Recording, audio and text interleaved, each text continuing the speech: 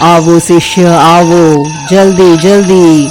आधी रात के पहले हमें इस जंगल से जाना होगा, नहीं तो ये आत्मा हमें नहीं छोड़ेगी।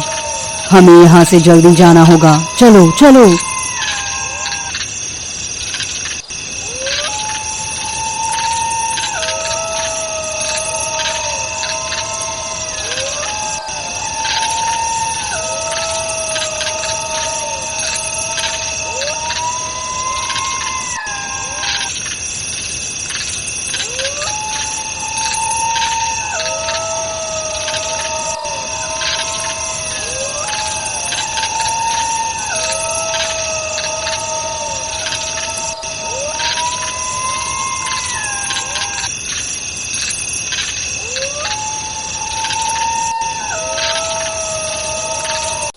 गुरुजी, मेरा एक छोटा सा संदेह है। हमने आज तक बहुत सारी आत्माओं को बंदी किया था, लेकिन किसी भी आत्मा को बंद करने के लिए हम इतने दूर कभी नहीं आए और साथ ही इतनी सावधानी कभी नहीं बरती। लेकिन इस आत्मा को पकड़ने के लिए हमें यहाँ तक क्यों आना पड़ा? हाँ रे शिष्य, तुम जैसे सोच रहे हो ये आत्मा उतनी साधारण आत्मा नहीं है।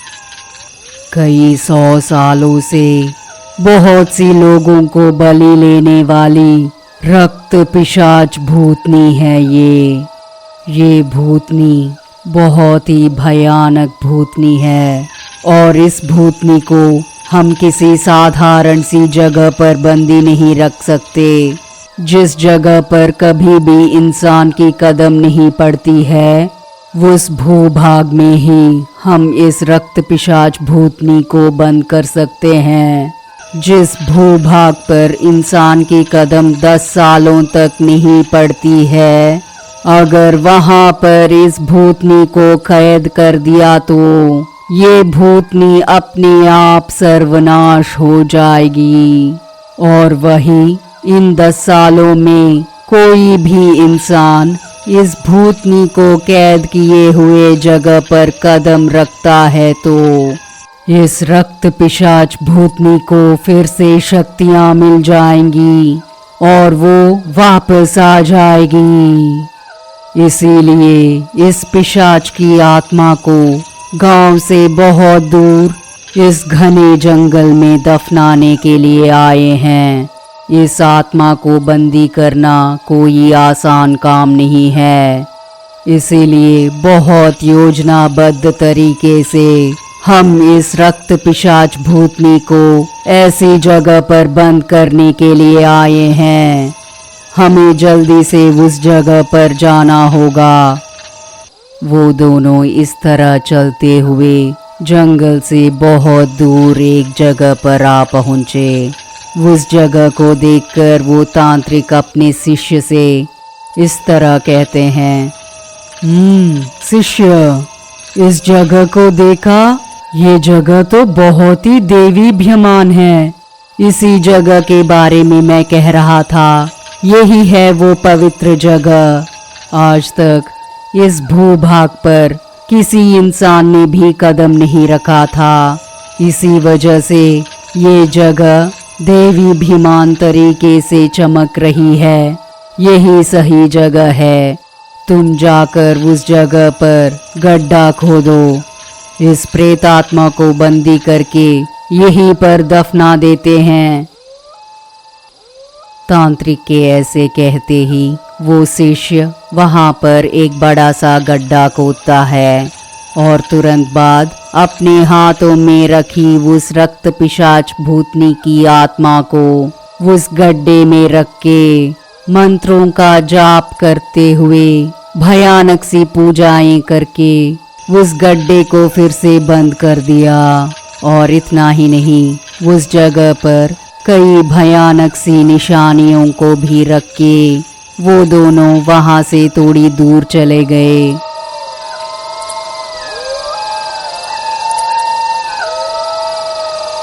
तब तक बहुत ही सुंदर दिखने वाली वो जगह अचानक से बंजर भूमि बन गई।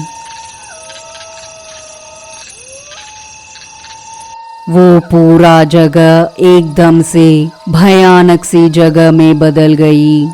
ये देखकर वो शिष्य अपने गुरु से इस तरह पूछता है, अरे गुरुजी, अब तक जो जगह इतना सुंदर दिख रहा था, अचानक से इतनी भयानक सी क्यों बदल गई? मुझे बहुत डर लग रहा है। इस तरह शिष्य के अपने गुरुजी से पूछने पर उसके गुरुजी ने इस तरह कहा, यही है रक्त पिशाच भूतनी की प्रभाव। ये पवित्र भूमि होने की वजह से इस भूतनी का प्रभाव बस इतना ही रहा। अगर वही किसी साधारण सी जगह पर इसे दफना दिया होता तो अगले ही पल वो पिशाच बाहर निकलकर तुम्हें और मुझे दोनों को मार डालती। इसीलिए बहुत सोच समझकर इस भूतनी की प्रेतात्मा को दफनाने के लिए इतनी पवित्र भूमि की तलाश में हमें यहाँ तक आना पड़ा। कुछ सालों तक इसे हम इसी जगह पर बंदी बना के रखेंगे तो इस भूतनी को पूरी तरह से नाश करने की शक्ति मुझे मिल जाएगी। मैं वापस इसी जगह पर आकर मैं इस भूतनी की प्रेतात्मा को पूरी तरह से सर्वनाश कर दूंगा। गुरुजी के ऐसे कहते ही वो दोनों वहां से निकल गए। और दूसरी तरफ उस जंगल के बिल्कुल पास एक गांव रहता था। उस गांव में एक दिन गांव के मुखिया जी के कहने पर गांव के बीचों बीच सभी गांव वाले समावेश हुए थे। मुखिया जी गांव वालों से इस तरह कह रहे थे, सुनो, हम सभी बहुत सालों से मंदिर बनाने की सोच रहे थे ना, इसीलिए इस साल उस मंदिर को बनाने का निश्चय किया है। आप सभी का सहकार होगा तो हम एक अच्छी सी मंदिर बनवा सकते हैं। इस मंदिर को बनवाने के लिए एक लंबी सी छड़ी चाहिए। उसका प्रयोग ध्वज स्तंभ बनवाने के लिए होगा। इसलिए आप में से कोई भी हमारे गांव के पास वाले जंगल में जाकर एक बड़ी सी लंबी सी डंडे को लेकर आएंगे तो हम उससे ध्वज स्तंभ बनवाएंगे। इस मंदिर को बनवाने के सभी इंतजाम मैं कर लूंगा। बस उस डंडे को लेकर आने की जिम्मेदारी मैं आप लोगों को सौंप रहा हूँ। इसे एक दैव संकल्प मानकर आप ये काम कीजिए, ठीक है? इस तरह मुखिया जी ने गांव वालों से कहा। तब एक गांव वाले ने कहा, मुखिया जी, ये तो बहुत ही अच्छी कार्य है ना। हम जाते हैं, हम जंगल जाकर एक लंबी सी डंडे को लेकर आते हैं। बाकी सारे काम आप संभाल लीजिए।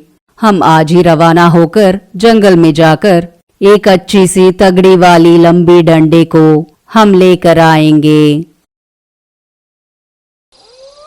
और दूसरी तरफ जहां पर रक्त पिशाच भूतनी की आत्मा को दफनाया था, वो आत्मा इस तरह चिल्लाने लगी,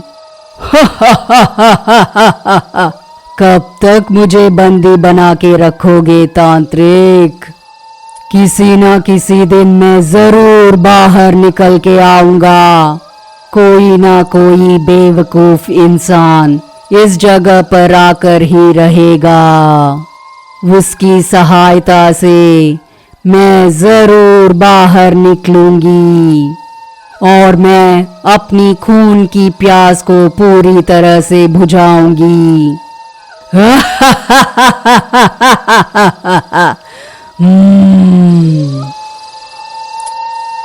और यहाँ कुछ गांव वाले उस ध्वज स्तंभ को बनवाने के लिए जो डंडा चाहिए उस लकड़ी को ढूंढते हुए उनके गांव के पास वाले जंगल में प्रवेश करने लगे। उस जंगल में बहुत दूर जाने के बाद भी वो लोग जिस लकड़ी को ढूंढ रहे थे वो लकड़ी कहीं पर भी नहीं मिल रही थी। तब उनमें से एक आदमी ने कहा, अरे, इस जंगल में हम बहुत दूर आ चुके हैं, लेकिन अब तक हमें वो लकड़ी कहीं पर भी नहीं मिली है। ठीक है, थोड़ी और दूर जाकर ढूंढते हैं। ऐसा कहकर वो तीनों उस जंगल के और अंदर आने लगे। उनकी आगमन को पहचान कर ये रक्त पिशाच बहुत ही खुश होकर मन ही मन इस तरह सोचने लगी, मुझे स्वतंत्रता मिल जाएगी, स्वतंत्रता। ओ तांत्रिक, मैं स्वतंत्र होने वाली हूँ। मैंने सोचा था कोई एक बेवकूफ ही यहाँ पर आएगा, लेकिन मेरी किस्मत चमकने की वजह से और उनकी बदकिस्मती की वजह से 3 बेवकूफ आ रहे हैं। स्वतंत्रता, मुझे आज ही स्वतंत्रता मिल जाएगी। बहुत सालों से मैं यहीं पर बंदी रहा और आज मैं स्वतंत्र होने वाली हूँ। स्वतंत्रता, रक्त पिशाच को स्वतंत्रता मिल जाएगी।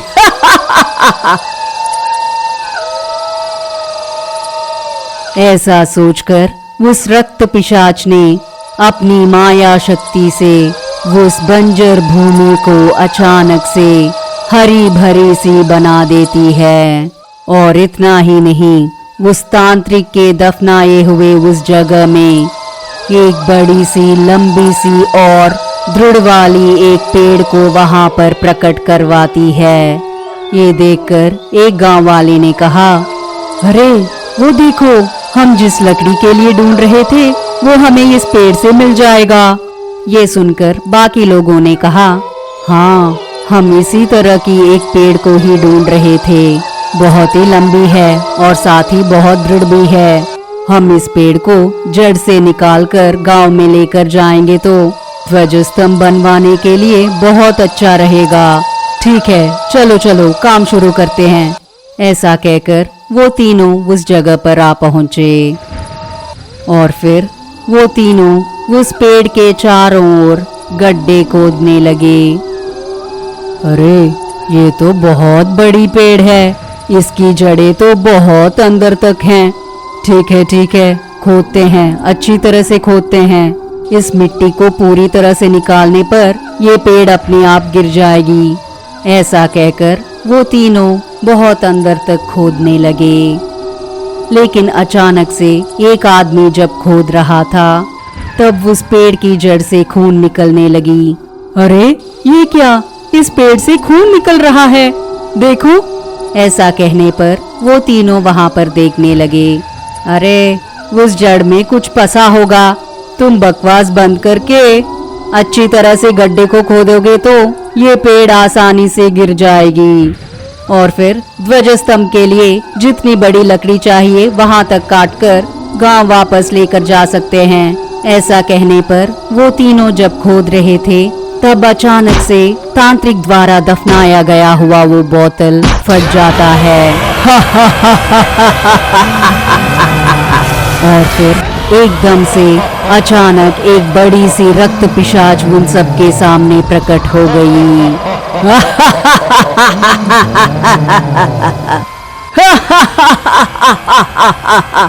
स्वतंत्रता, रक्त पिशाच स्वतंत्र हो गई है।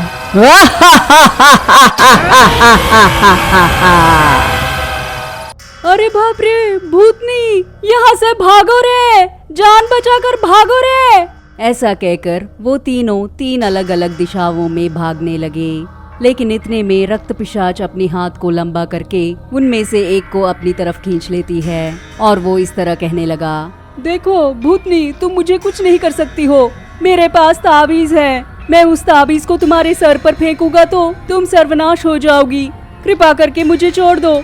मुझे कुछ किया तो खैर नहीं, मैं तुझे इस ताबीज से मार दूंगा।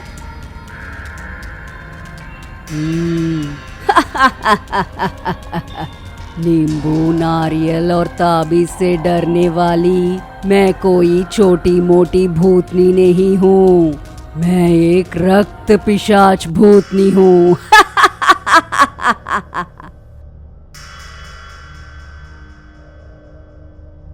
ऐसा कहकर उस भूतनी ने उस आदमी का सर काटकर उसका खून पी जाती है और इतना ही नहीं, बाकी दोनों को भी अपनी हाथों को लंबा करके अपनी तरफ खींच लेती है और उनसे इस तरह कहने लगती है,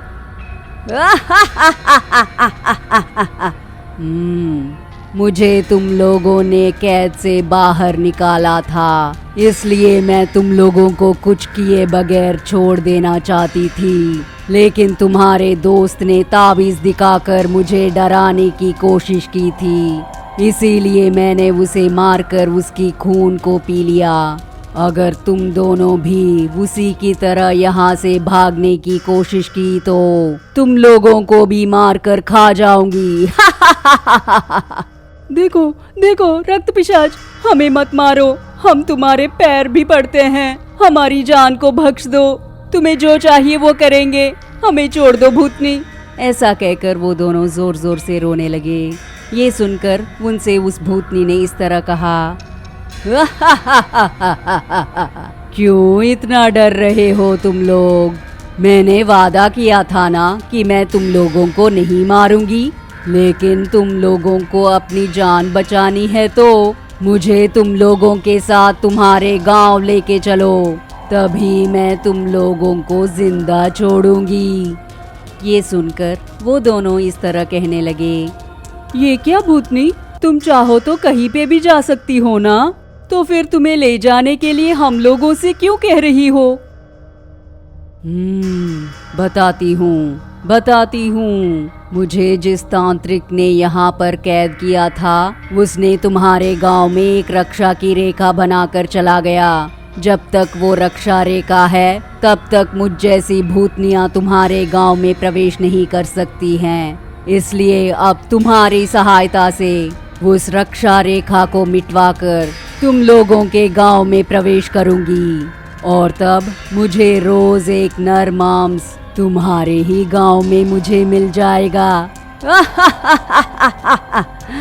और उसके बाद तुम्हारे गांव के सभी लोगों को मारकर मैं वापस यहाँ आ जाऊंगी।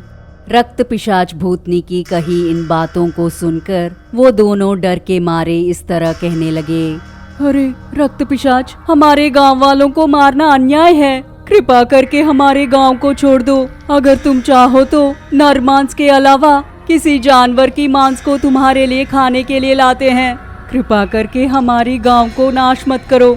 ये सुनकर भूतनी ने इस तरह कहा, मुझे उल्टा जवाब देना बंद करो। अगर मुझे भूख लगी तो मैं अभी इसी वक्त तुम लोगों को खा सकती हूँ। मैं तुम लोगों को इसलिए छोड़ रही हूँ क्योंकि मैं तुम लोगों के द्वारा तुम्हारे गांव में प्रवेश कर पाऊंगी, इसीलिए मैं तुम लोगों को मारे बगैर छोड़ रही हूँ।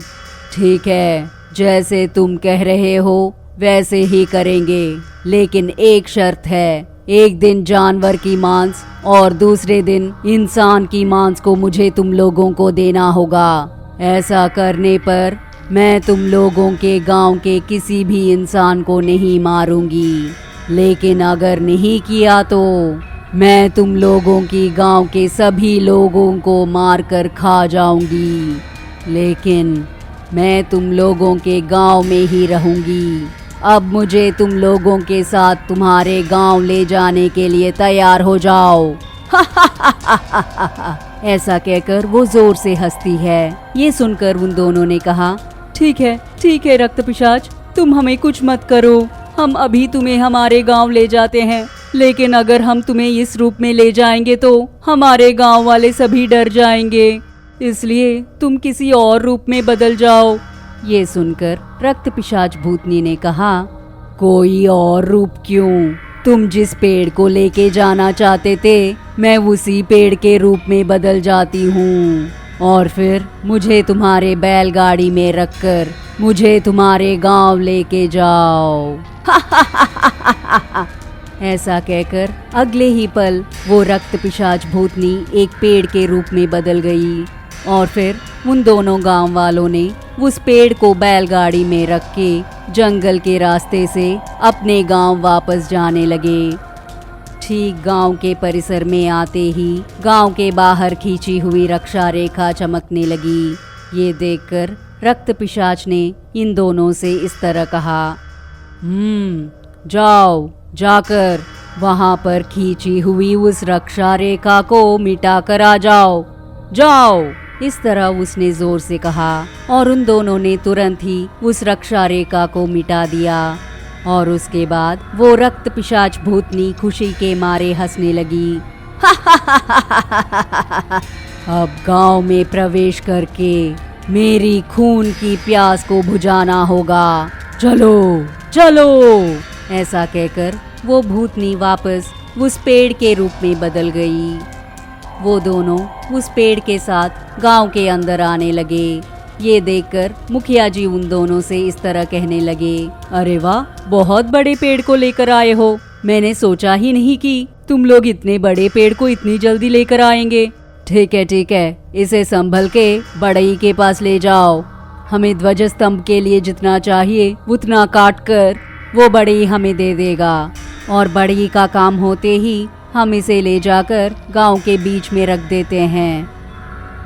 इस तरह मुखिया जी ने उन दोनों से कहा। ये सुनकर ये दोनों कुछ कहे बगैर बिल्कुल मौन रह गए। ये देखकर मुखिया जी उनसे इस तरह कहने लगे, अरे मैं इतनी देर से बात किए जा रहा हूँ और तुम लोग कुछ बात ही नहीं कर रहे हो, क्या हुआ? तब उन दोनों ने कहा, मुखिया जी वो। इस तरह वो दोनों डरते हुए कह रहे थे।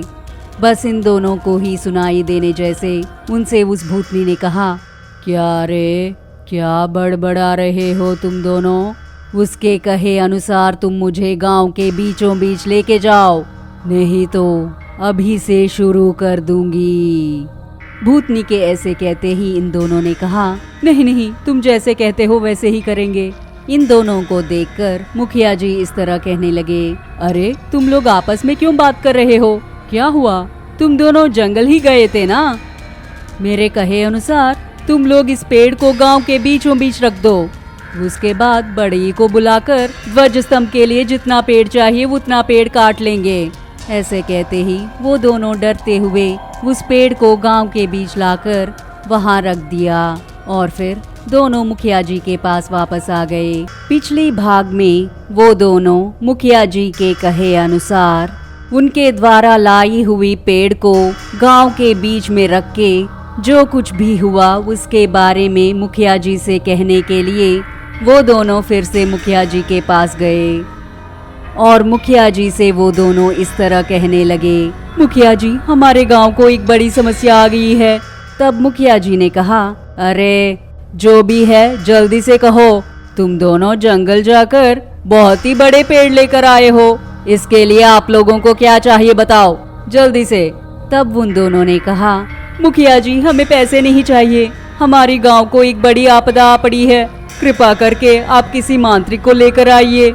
ये सुनकर मुखिया जी ने इस तरह कहा, क्यों, तांत्रिक की क्या जरूरत पड़ी है? हमारे गांव में कोई बुरी शक्ति ना आए इसके लिए मैंने गांव के बाहर रक्षा रेखा खिंचवाई थी ना, और अब फिर से तांत्रिक क्यों चाहिए? तब उन दोनों ने इस तरह कहा, अरे आपको कैसे बताएं, हम जो लेकर आए हैं वो पेड़ नहीं है, वो रक्त पिशाच है। इस तरह उन लोगों ने जोर से कहा। ये सुनकर मुखिया जी, क्या कह रहे हो तुम लोग? रक्त पिशाच को क्यों लेकर आए हो हमारे गांव में? और वैसे भी हमारे गांव के बाहर रक्षा रेखा है ना, फिर भी कैसे आ गई? तब उन दोनों ने कहा, हम ही ने उस रक्षा रेखा को मिटा दिया। हमारे साथ आए हुए रंगा को उस पिशाच ने मारकर उसकी खून पी लिया। कहीं वो हमें भी ना मार दे, इसके लिए हम डर के मारे उस भूतनी के कहे अनुसार हमने रक्षा रेखा को मिटा दिया और फिर हमने उस भूतनी को यहाँ पर लेकर आ गए। लेकिन उसने एक शर्त रखी थी और हम लोगों ने उस शर्त को मान लिया। वो शर्त ये है कि एक दिन जानवर की मांस और एक दिन इंसान की मांस को हम उसे देंगे। अब आपको ही इस गांव को बचाना है। ये सुनकर मुखिया जी ने कहा, हे भगवान, ये क्या कर दिया तुम लोगों ने? तुम लोगों ने उस भूतनी को सीधा गांव के अंदर लेकर आ गए और अब वो ठीक गांव के बीचों बीच है और अब से वो रक्त पिशाच अपनी मनमर्जी के अनुसार सब कुछ करेगी। अब क्या करें? इस तरह मुखिया जी सोच विचार कर रहे थे। ये सुनकर उन दोनों ने कहा, मुखिया जी, हम अगर परेशान हो गए तो वो रक्त पिशाच जरूर इस गांव के लोगों को मार देगी। सिर्फ आज के लिए हम उस भूतनी को खाने के लिए किसी जानवर की मांस को लेकर जाते हैं और कल की बात हम बाद में सोचेंगे। बस अब के लिए वो भूतनी हमारी गांव पर हमला ना करे, इसके लिए किसी जानवर को मारकर उसे दे देंगे। इस तरह उन दोनों ने कहा। मुखिया जी उन दोनों के कहे अनुसार एक बड़ी सी बैल की बलि देकर उस मांस को ले जाकर गांव के बीचों बीच रखी उस पेड़ के पास रख देते हैं। तब मुखिया जी ने इस तरह कहा, ओ रक्त पिशाच, तुम यहाँ आ गई हो, इसके बारे में मुझे पता चल गया है। तुम हमारे सामने प्रकट होकर हमने जो जानवर की मांस को लेकर आए हैं उसे खा लो। तब रक्त पिशाच जोर से हंसते हुए भूतनी की अतिथि मर्यादाएं बहुत अच्छी तरह से कर रहे हो, कितने अच्छे हो तुम लोग। लेकिन आज के लिए मैं जानवर की मांस को खाऊंगी और कल ठीक इसी वक्त तुम लोग अगर मुझे नर मांस को खाने के लिए नहीं दिया तो मैं तुम्हारे पूरे गांव को एक ही झटके में निगल लूंगी। इस रक्त पिशाच की प्यास की कोई सीमा नहीं है। इस तरह जोर जोर से हंस रही थी। वो रक्त पिशाच उनके द्वारा लाई हुई जानवर की मांस को बहुत ही मजे से खा रही थी।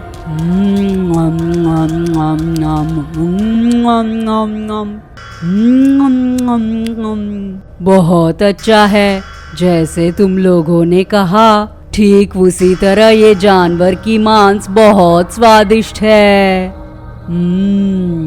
एक और लेकर आओगे? मुझे जोरों की भूख लगी है। भूख के मारे मैं क्या करूंगी मुझे खुद पता नहीं है, इसलिए जाओ जाकर एक और जानवर की मांस को लेकर आओ, खून की प्यास लगी है। इस तरह रक्त पिशाच ने उन लोगों से कहा। ये सुनकर मुखिया जी को एक उपाय सूझा और वो अपने मन में इस तरह सोचने लगे, अरे इस पिशाच को बहुत भूख लग रही है, अगर इसकी भूख नहीं मिटाई तो ये जरूर गांव के लोगों को मारकर खा जाएगी। ठीक है, मैंने इसके लिए एक उपाय सोचा है। ऐसा सोचकर उन दोनों से इस तरह कहा, अरे तुम दोनों गांव में जाकर सबको खाना तैयार करके रखने को बोलो। मुर्गी, बकरी, बैल सब कुछ अच्छी तरह से पका कर रखने को कहो और उन पकवानों को किसी को यहाँ पर लेकर आने को कहो, लेकिन गांव वालों को सच्चाई मत बताना। अगर किसी ने पूछा तो मुखिया जी बाद में बताएंगे कहकर उनसे पकवानों को बनवा कर यहाँ पर लेकर आओ, जल्दी से जाओ।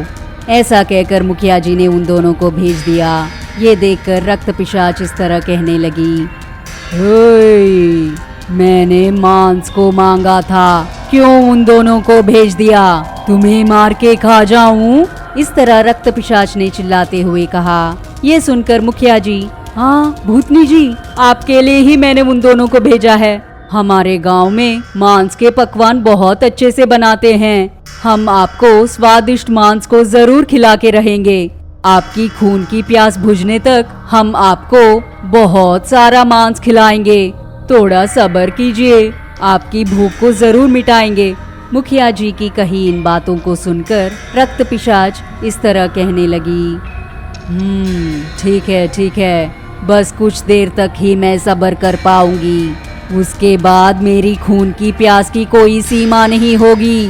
तुम्हारा पूरा गांव भी मेरे लिए काफी नहीं होगा। तुम लोग मेरे लिए हर रोज इसी तरह मांस को पका कर देंगे तो मैं तुम लोगों की गांव को बहुत अच्छी तरह से ख्याल रखूंगी। और वैसे मुझे बंदी बनाने वाले उस तांत्रिक की पता मुझे चाहिए। वो कहाँ पर है, इसका मुझे पता लगने तक मैं चैन से नहीं सोऊंगी। मैंने कई सालों से सोया नहीं है। आज तुम लोगों की लाई हुई इस मांस को खाकर मुझे चैन से सोना होगा। इस तरह उस भूतनी ने कहा। ये सुनकर मुखिया जी को एक अच्छी सी उपाय सूझी। अगर ये पिशाच गहरी नींद में चली जाएगी तो मैं कुछ न कुछ सोचकर इस भूतनी को हर हाल में कैद करके ही रहना होगा, वरना हमारे गांव वाले सभी बहुत मुश्किल में पड़ जाएंगे। इसकी वजह से हमारे गांव के कई लोग मारे जाएंगे।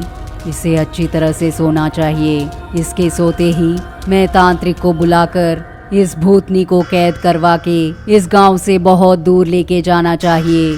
इस तरह वो मन में सोच रहे थे। ये सब गौर से देख रही वो रक्त पिशाच इस तरह कहने लगी, क्या सोच रहे हो? मेरे सोते ही मुझे कैसे कैद करना है ये सोच रहे हो क्या?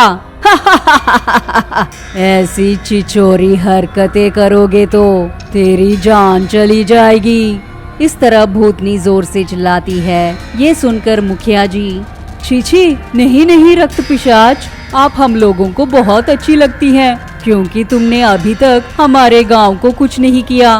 तुमने हमारे गांव में से किसी को भी नहीं मारा। ऐसे में हम तुम्हें क्यों मारना चाहेंगे? तुम्हारी इच्छा अनुसार हम तुम्हारे लिए बहुत सारा मांस लेकर आएंगे। खून से भरी हुई एक गड़ा भी लेकर आएंगे। थोड़ा सा सब्र करो पिशाच, तुम्हारी भूख मिटने तक खून और मांस देंगे। देखो वो लेकर आ गए।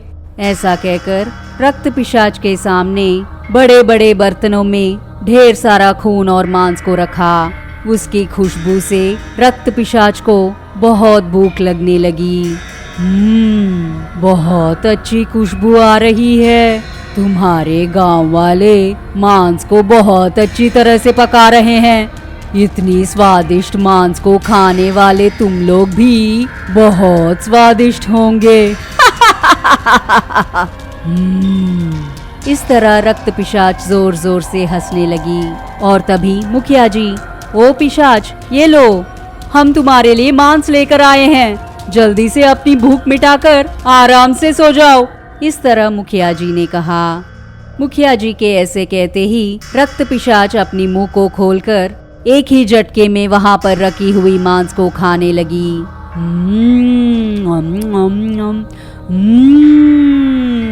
बहुत स्वादिष्ट है। ऐसा कहकर उनके द्वारा लाए हुए उस खून को भी वो पीने लगी। ये रक्त और मांस बहुत स्वादिष्ट है रे। आज मेरी भूख मिट गई है। अब मैं सो जाती हूँ। ऐसा कहकर वो पिशाच गांव के बीचों बीच लेट गई और उसके तुरंत बाद वो गहरी नींद में चली गई। ये देखकर मुखिया जी उन दोनों से इस तरह कहा, यही हमारे लिए सही मौका है।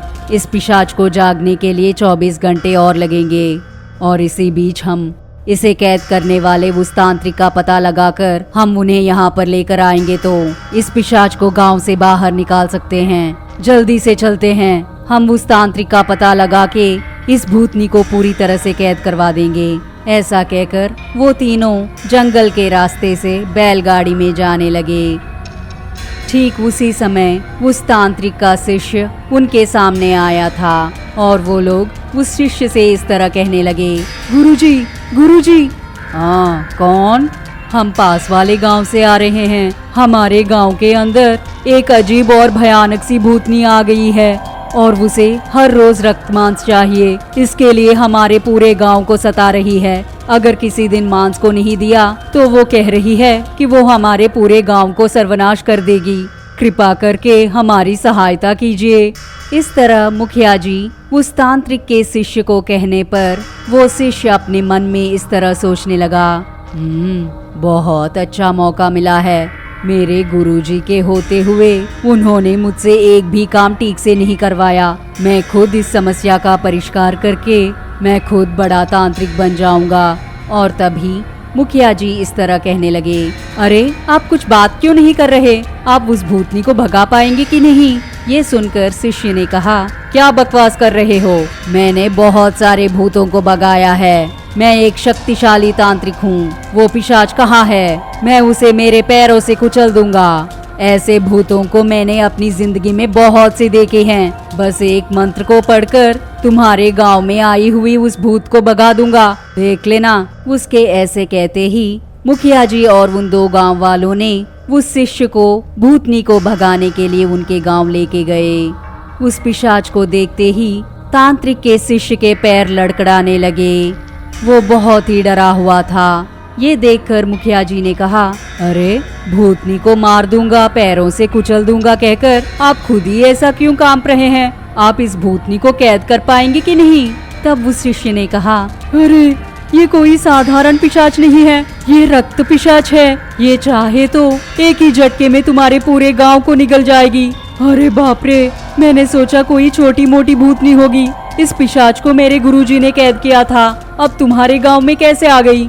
अगर ये मुझे देख लेगी तो तुम लोगों के साथ साथ मुझे भी खा जाएगी। चलो चलो, इससे हमें बहुत दूर जाना होगा। ऐसा कहकर वो तीनों उससे बहुत दूर चले गए। पिछले भाग में तांत्रिक का शिष्य गांव में प्रवेश की हुई उस भूतनी को देखकर बहुत ही डर गया था और वो शिष्य मुखिया से इस तरह कहने लगा, देखिए, आपके गांव में जो भूतनी आई है वो कोई साधारण सी भूतनी नहीं है, वो एक भयानक सी रक्त पिशाच है और उसे बहुत सारी माया विद्याएं भी आती हैं। इस रक्त पिशाच को कुछ महीने पहले मेरे गुरुजी ने आपके गांव के पास वाले उस जंगल में, जहां कोई इंसान प्रवेश भी नहीं कर सकता है, वहां पर दफना के आए थे और इसे मारने के लिए मेरे गुरुजी बेताल पर्वत में कुछ पूजाएं कर रहे हैं। लेकिन इतने में ये रक्त पिशाच कैसे बाहर निकल गई, ये मुझे कुछ समझ में नहीं आ रहा। ये सुनकर वहां पर खड़ा हुआ एक गांव वाला इस तरह कहने लगा, स्वामी, वो गलती हमारी ही वजह से हुई है। हमें इस गांव में मंदिर बनवाने के लिए एक ध्वज स्तंभ चाहिए था और उसके लिए हमें एक बड़ा सा पेड़ चाहिए था, जिसे ढूंढते हुए हम जंगल गए थे और वहां पर हमें एक बड़ी सी पेड़ दिखी और इस पेड़ को निकालने के लिए जब हम आसपास खोद रहे थे तब ये पिशाच बाहर निकल गई और तो और हम में से एक को उसने वहीं पर मार दिया। जब उसने हमें भी मारने की धमकी दी तो हमने उसे यहाँ पर लाने का वादा किया, इसलिए हमें कुछ किए बगैर ये हमारे गांव आ गई। इस गांव में प्रवेश करने से पहले वहाँ पर खींची हुई रक्षा रेखा को भी हम ही से मिटवाकर वो इस गांव में आ गई। इस तरह वो गांव वाला तांत्रिक के शिष्य को सब सच सच बता देता है। ये सुनकर वो शिष्य इस तरह कहने लगा, कितनी बड़ी भूल कर दिया है तुम लोगों ने। सिर्फ तुम्हारे गांव वालों को मारने के लिए ही वो यहाँ पर नहीं आई है, बल्कि आसपास के गांव वालों को भी मारने के लिए आई है। ठीक है, जो हुआ सो हुआ, लेकिन जब वो जग जाएगी तब हमें उसकी भूख को मिटाना होगा। इसी तरह 2 दिनों तक उसको खून पिला पिलाकर उसे और 2 दिनों तक इसी तरह सुला देंगे तो इतने में हम सभी बेताल पर्वतों में पूजा कर रहे मेरे गुरुजी को यहाँ पर बुला सकेंगे और फिर मेरे गुरुजी ही इस भूतनी को पूरी तरह से बंदी बना सकते हैं। कोई ना कोई उपाय सोचिए। इस तरह शिष्य ने मुखिया से कहा। ये सुनकर मुखिया जी ने इस तरह कहा, ठीक है स्वामी, इस भूतनी को इसी तरह सुलाना कोई मुश्किल काम नहीं है। इसके लिए बहुत सारा खून और खाना इकट्ठा करके लेकर आएंगे तो ये उसे खा पी कर 2 दिनों तक आराम से सो जाएगी। हम उसी काम में लग जाते हैं। उस भूतनी की पसंदीदा मांस को लेकर आना होगा। तुरंत ही शमशान जाकर वहां पर मरे हुए लाशों के मांस को इकट्ठा करके उसे अच्छी तरह से पकाते हैं और उसके साथ ही जानवर की खून और मांस को भी, पके हुए नर मांस को भी इसके सामने पेश कर देंगे और वो नींद से जागने के बाद अच्छी तरह से खाकर गहरी नींद में चली जाएगी। और जैसे उन्होंने सोचा था ठीक वैसे ही ढेर सारा जानवर का खून और मांस के साथ साथ नर मांस को भी उसके सामने रख दिया और वो लोग उसकी जागने की इंतजार करने लगे। कुछ देर बाद वो भूतनी नींद से जग गई, लेकिन तब उसके सामने वो तांत्रिक का शिष्य नहीं था। वो एक पेड़ के पीछे छिपकर सब कुछ देख रहा था। मुखिया जी इस तरह कहने लगे, ओ पिशाच, तुमने जैसे मांगा था वैसे ही बहुत सारा मांस लेकर आए हैं। अच्छी तरह से खाकर आराम से सो जाओ। ये लो, खाओ। ये सुनकर रक्त पिशाच इस तरह कहने लगी, मेरी समय के बारे में अच्छी तरह से पता करके तूने मेरे लिए खाना भी तैयार करके रख दिया।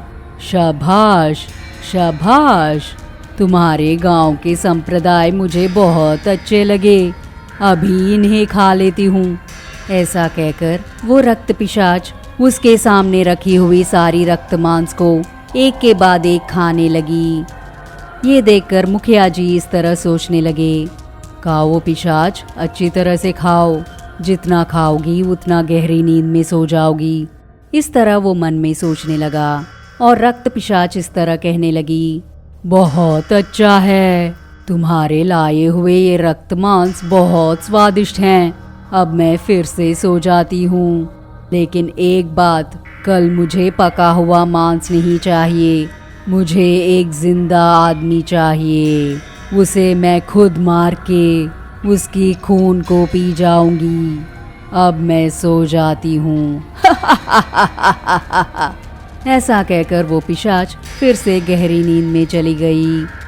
और तभी तांत्रिक जी का शिष्य वहां पर आकर, ज्यादा वक्त नहीं है, इस पिशाच के जागने से पहले हमें मेरे गुरुजी को यहाँ लेकर आना होगा, चलो चलते हैं। और फिर वो सभी बैलगाड़ी में जाने लगे। उन्होंने जंगल में बहुत दूर तक सफर किया। वो पूरा रास्ता बहुत ही भयानक सा दिख रहा था। ये सब कुछ देखकर मुखिया जी तांत्रिक के शिष्य से इस तरह कहने लगे, स्वामी, ये जगह बहुत ही डरावना है। हर तरफ बहुत ही डरावनी चीजें ही दिखाई दे रही हैं। मुझे बहुत डर लग रहा है। मुखिया जी की कही इन बातों को सुनकर तांत्रिक का शिष्य इस तरह कहने लगा, तुम लोग डरो मत, ये बेताल पर्वत है और इस पर्वत के गुफाओं में ही मेरे गुरुजी उस पिशाच को मारने के लिए पूजाएं कर रहे हैं। हमें जल्दी जाना होगा। और फिर वो सभी एक गुफा के अंदर प्रवेश करते हैं और उस गुफा में हर तरफ भयानक सी आकृतियां थी और उन आकृतियों के बीच वो बड़े तांत्रिक जी कुछ पूजाएं कर रहे थे और साथ ही कुछ मंत्र भी पढ़ रहे थे। ओम क्रीम रक्त कीदनी, ओम क्रीम बेताल भूतनी, ओम क्रीम पिशाच विनाशिनी, ओम क्रीम मगालकातिनी। इस तरह वो मंत्र पढ़ रहे थे और इसी बीच वो शिष्य तांत्रिक से इस तरह कहने लगा, नमस्कार गुरुजी, हम एक बड़ी समस्या के साथ आए हैं। हमने जिस भूतनी को बंदी बनाया था वो भूतनी बाहर निकल चुकी है। ये सुनकर तांत्रिक जी इस तरह कहने लगे, असंभव, मैंने उस पिशाच को जहाँ कोई इंसान भी नहीं पहुँच सकता वहीं पर बंद किया था ना। उसको बाहर निकलने के लिए वहाँ पर किसी इंसान की कदम पड़नी चाहिए। इस तरह जब तांत्रिक ने कहा तब शिष्य ने उनसे कहा, हुआ भी वही था। उस जंगल के पास वाले गांव के कुछ लोग मंदिर बनवाने के लिए एक पेड़ को ढूंढते हुए वहां पर गए थे। इसी मौके का फायदा उठाकर वो अपनी मायावी शक्तियों से उन लोगों को वहां आने पर मजबूर कर दिया। इस बात से अनजान उन लोगों ने पेड़ को काटकर उस भूतनी को भी आजाद कर दिया। शिष्य की इन बातों को सुनकर वो तांत्रिक जी एकदम से आश्चर्यचकित हो गए। अरे, हमने जो मेहनत किया था वो एक पल में ही सर्वनाश हो गया। अब उसकी शक्तियाँ बहुत ज्यादा होंगी। ठीक है, मैं फिर भी उस पिशाच को सर्वनाश कर दूंगा। मैं जैसे कहता हूँ वैसे करो। और फिर वो तांत्रिक अपने शिष्य के कान में कुछ रहस्य बातें बताने लगा। उन बातों को सुनकर वो शिष्य मुखिया जी से इस तरह कहने लगा, हमें डरने की कोई जरूरत नहीं है। कुछ ही दिनों में मेरे गुरुजी तुम्हारे गांव आकर उस भूतनी का सर्वनाश कर देंगे। और मुझे मेरे गुरुजी ने कुछ सूचनाएं बताई है और मुझे उनके आने तक उन सूचनाओं का पालन करना है। ऐसा करने पर हम सब मिलकर तुम्हारे गांव को बचा सकते हैं। चलो जल्दी से हम सभी गांव जाकर हमारे गुरुजी के सूचनाओं के अनुसार सब कुछ तैयार रखते हैं।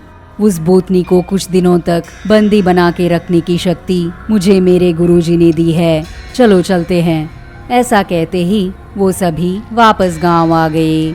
मुखिया जी शिष्य से इस तरह कहने लगे, स्वामी, आपकी गुरुजी की सूचनाओं को अगर हमें भी बताएंगे तो हम भी उसका पालन करके आपकी सहायता कर सकते हैं। तब शिष्य ने कहा, बताता हूँ, ध्यान से सुनना। लेकिन जब मैं इन सूचनाओं को दे रहा हूँ तब मेरे और आपके अलावा किसी और को गलती से भी इसे सुनना नहीं चाहिए। हमें इस गांव के बाहर स्थित नदी के पास जाना है। जल्दी चलते हैं। और फिर वो सभी मिलकर गांव के बाहर वाले नदी के पास आ पहुँचे और वहाँ वो शिष्य अपने हाथ में रखी एक चूरी से अपना हाथ काटकर अपने खून को वहां की मिट्टी पर बहाया। ये देखकर मुखिया जी बहुत आश्चर्यचकित हो गए। अरे आपने क्यों अपने हाथ को काटा है? खून भी बहुत बह रहा है। तब वो शिष्य इस तरह कहने लगा, डरो मत, इसी खून से हम उस रक्त पिशाच को बंदी बना सकते हैं। वो कैसे करना है मैं बताता हूँ, सुनो। पिछली बाग में उस तांत्रिक का शिष्य गांव के बाहर स्थित नदी के पास इन सबको ले जाकर एक छुरी से अपने हाथ को काटकर अपने खून को उस नदी में बहा दिया। ये देखकर गांव के मुखिया जी उस शिष्य से इस तरह पूछा, अरे आपने अपने हाथ को क्यों काटा? आपके हाथ से खून तो बहती जा रही है। इस तरह गांव के मुखिया जी के पूछने पर उस शिष्य ने अपने गुरुजी की कही कुछ सूचनाओं के बारे में उन सब से कहा। मैं जो कहने वाला हूँ वो ध्यान से सुनिएगा। आप आज रात को उस रक्त पिशाच के पास जाकर उससे कहिएगा कि इस गांव के बाहर एक खून की नदी तैयार करके रखा है और उससे कहिएगा कि वो यहाँ आकर खून पी जाए। खून की प्यासी वो रक्त पिशाच खून पीने के खातिर इस नदी के पास जरूर आएगी और फिर वो तुरंत यहाँ आकर ये सारा खून पेट भर कर पी जाएगी। उसके ऐसे करते ही वो रक्त पिशाच हमारे काबू में आ जाएगी।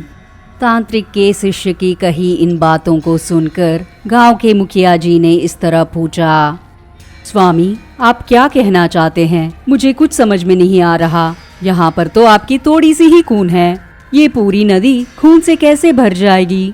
और तो और वो ये पानी पीते ही हमारे काबू में कैसे आ जाएगी? जरा विस्तार से बताइएगा स्वामी। ये सुनकर तांत्रिक के शिष्य ने इस तरह कहा, यही है मेरी गुरुजी की महानता। तुम जैसे सोचते हो वैसे ये नदी कोई साधारण सी नदी नहीं है। इस नदी के अंदर कई हजारों सालों से एक माया मछली जी रही है और उस मछली की जीवन शैली बहुत ही भयानक होती है। जो कोई भी उस माया मछली को पकड़ेगा वो उस इंसान की शरीर को बहुत ही छोटा बनाकर उस इंसान को निगल लेती है और जब रक्त पिशाच इस पानी को पी जाएगी तब उसे वो माया मछली जरूर दिखाई देगी और वो रक्त पिशाच मांस की लालच में आकर उस माया मछली को जरूर छुएगी।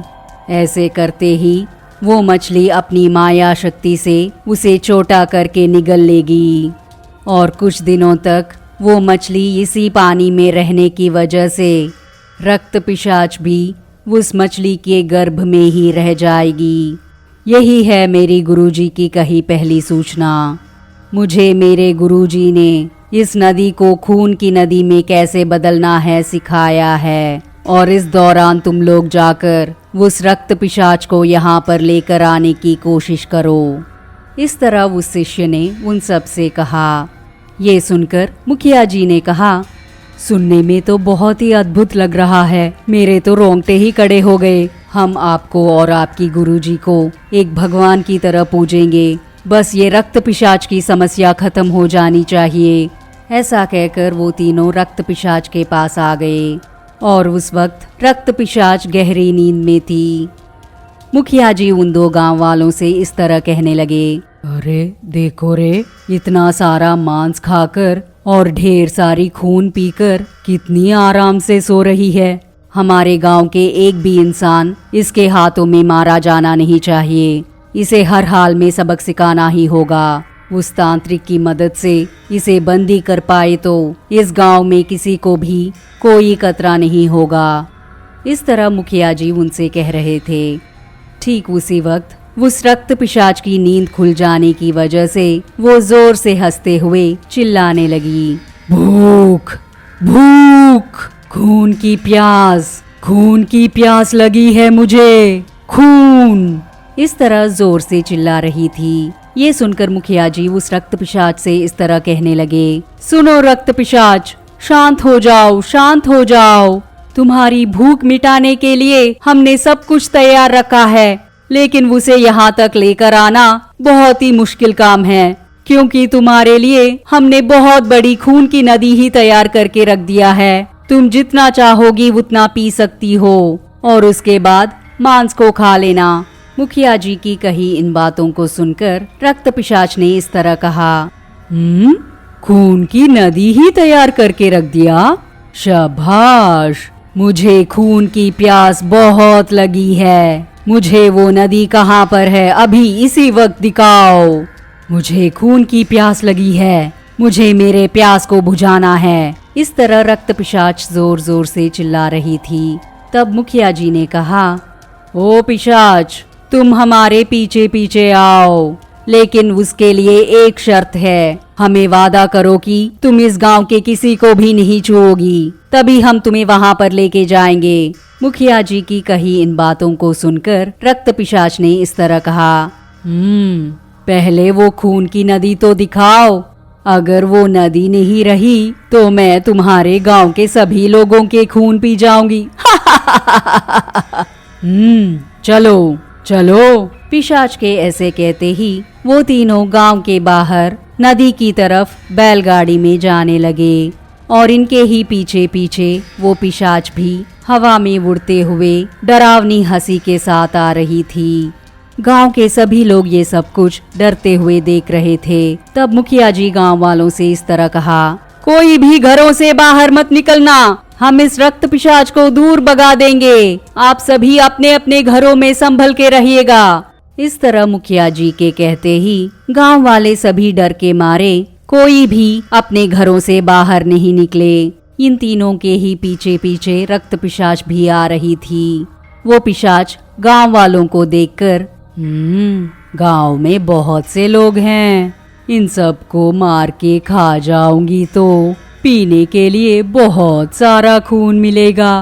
पहले ये खून की नदी को देख लेते हैं और उसके बाद इस गांव के लोगों की खून पी जाऊंगी। इस तरह वो मन में सोच रही थी। तब मुखिया जी ने कहा, जल्दी जल्दी, हम देरी करेंगे तो ये रक्त पिशाच हम पर यकीन नहीं करेगी और फिर ये गांव वालों को मार डालेगी। ऐसा कहकर वो तेजी से जाने लगे और पिशाच भी इनके पीछे पीछे आ रही थी। और कुछ ही देर में गांव के बाहर वाली उस नदी के पास आ गए और वो शिष्य एक पेड़ के पीछे छुपकर कुछ मंत्रों को पढ़ने लगा। और ये रक्त पिशाच वहां बह रही उस खून की नदी को देखकर इस तरह कहने लगी, बहुत अच्छी खून की खुशबू आ रही है। इतना सारा खून तुम लोगों ने कैसे इकट्ठा किया? तब मुखिया जी ने इस तरह कहा, ओ पिशाच, हम आपकी बहुत इज्जत करते हैं, इसीलिए जंगल में रहने वाले बहुत सारे क्रूर जानवरों को मारकर उनकी खून को इस नदी में मिला दिया है और साथ ही हमारे गांव के कुछ लोगों के खून को भी इकट्ठा करके इस नदी में मिला दिया है। आप ही के लिए हमने इस खून की नदी को तैयार किया है, आओ आकर पी जाओ। ये सुनकर पिशाच ने कहा, तुम लोगों की प्रशंसा करनी ही पड़ेगी। मुझे देखकर आप लोगों ने डर के मारे तुम लोगों ने मेरी खून की प्यास बुझाने के लिए इस खून की नदी को बहुत अच्छी से तैयार किया है। मैं अभी इस खून को पी जाती हूँ। ऐसा कहकर वो रक्त पिशाच उस खून की नदी में उतरकर उस नदी के सारे खून को एकदम से अपने मुंह से पीने लगी। वो पिशाच बहुत ही खुशी से उस खून को पी रही थी और जब वो ऐसा कर रही थी तब सभी दूर खड़े होकर देख रहे थे। तब शिष्य ने इस तरह कहा, जल्दी पी जाओ पिशाच, जल्दी, उस नदी की माया मछली तुम्हें जरूर निगल जाएगी। जल्दी जल्दी से पी जाओ। इस तरह वो शिष्य मन में सोच रहा था। वो रक्त पिशाच उस खून की नदी को पूरी तरह से पी गई और वो नदी पूरी तरह से सूख गई और वहां पर सिर्फ एक मछली ही बची हुई थी। उस मछली को देखकर रक्त पिशाच ने कहा, मैंने सारा खून को पी लिया है, लेकिन ये क्या है, नीचे कुछ तड़पती हुई दिख रही है। इस तरह रक्त पिशाच ने जोर से चिल्लाते हुए कहा। ये सुनकर मुखिया जी, सुनो पिशाच, तुमने जो खून पिया है वो जितना स्वादिष्ट है उससे भी ज्यादा स्वादिष्ट ये मछली होती है। 100 लोगों को मारकर तुम्हें जितना खून मिलता है उससे 100 गुना खून तुम्हें इस एक मछली को खाने के बाद मिल जाएगा। एक बार उस मछली को खाकर तो देखो। ये सुनकर रक्त पिशाच ने इस तरह कहा, बहुत अच्छे। खून के साथ साथ मुझे ऐसी अच्छे अच्छे खाने को भी परोस रहे हो, बहुत अच्छे। मैं अभी उस मछली को खा जाती हूँ। ऐसा कहकर वहां पर पड़ी उस मछली को उस रक्त पिशाच ने अपने हाथों से पकड़ लिया। ऐसे करते ही उसके हाथों में जो मछली थी वो आकार में बहुत बढ़ गई और फिर उस रक्त पिशाच को उस मछली ने निगल लिया। और इतना ही नहीं, अपने पेट में रखी सारे नदी की पानी को उस नदी में फिर से भर दिया। ये सब कुछ देखकर मुखिया जी और तांत्रिक के शिष्य बहुत खुश हुए। बहुत अच्छे, हमने जैसे सोचा वैसे ही हुआ। वो रक्त पिशाच अब उस मछली में फंस गई है। मुझे बहुत खुशी हो रही है। इस तरह मुखिया जी ने तांत्रिक के शिष्य से कहा और शिष्य भी बहुत खुश होकर, हमने हमारी पहली पड़ाव में जीत हासिल कर ली है। हमने उस रक्त पिशाच को कुछ दिनों तक बंदी बना दिया है। अब हम जाकर गुरुजी को बुला कर लाते हैं। उनके कहे अनुसार सब कुछ तैयार रख लेंगे तो हम सब मिलकर इस रक्त पिशाच का सर्वनाश कर सकते हैं। इस तरह शिष्य ने मुखिया जी से कहा और साथ ही उस शिष्य ने मुखिया जी से एक और बात कही। लेकिन एक अहम बात और है, आप अपने गांव वालों से इस नदी के पास ना आने के लिए कहिएगा और साथ ही इस नदी की पानी को किसी भी काम के लिए उपयोग नहीं करनी चाहिए। ये बहुत ही अहम बात है। शिष्य के ऐसे कहते ही मुखिया जी ने गांव वालों को एक जगह पर समावेश किया। सुनिए, मैंने तुम लोगों से रक्त पिशाच की इस गांव में प्रवेश करने की बात नहीं कही थी। इसके लिए मुझे माफ कीजिएगा। मैंने ऐसा इसलिए किया क्योंकि रक्त पिशाच के बारे में जानकर तुम लोग सभी डर जाते और वैसे भी हमने उस रक्त पिशाच को एक तांत्रिक जी की मदद से बंदी बना दिया है। लेकिन तुम लोगों को मेरी एक बात माननी पड़ेगी। वो क्या है कि उस रक्त पिशाच को गांव के बाहर वाले नदी के एक मछली के अंदर बंदी बना के रखा है और आपको हर हाल में किसी भी चीज के लिए वहां पर नहीं जाना चाहिए। और वैसे भी वो नदी हमारे गांव से बहुत दूर है, इसलिए वो पिशाच यहाँ तक नहीं आ पाएगी। लेकिन अगर आप में से किसी ने भी उस नदी के पानी को छुआ तो वो रक्त पिशाच फिर से हमारे गांव आकर गांव वालों को मार सकती है। इसलिए चाहे कोई भी काम हो, उस नदी के पास बिल्कुल मत जाना। बस 2 और दिनों के अंदर बड़े तांत्रिक जी आकर उस रक्त पिशाच को सर्वनाश कर देंगे। तब तक तुम में से कोई भी उस नदी के पास मत जाना। मुखिया जी की कही इन बातों को सुनकर गांव वाले सभी बहुत परेशान हो गए। ठीक है मुखिया जी, आप जब इतना सब कुछ कह रहे हैं तो हम क्यों वहां जाएंगे? हमारी गांव की भलाई के लिए ही तो आप ये सब कुछ कर रहे हैं ना।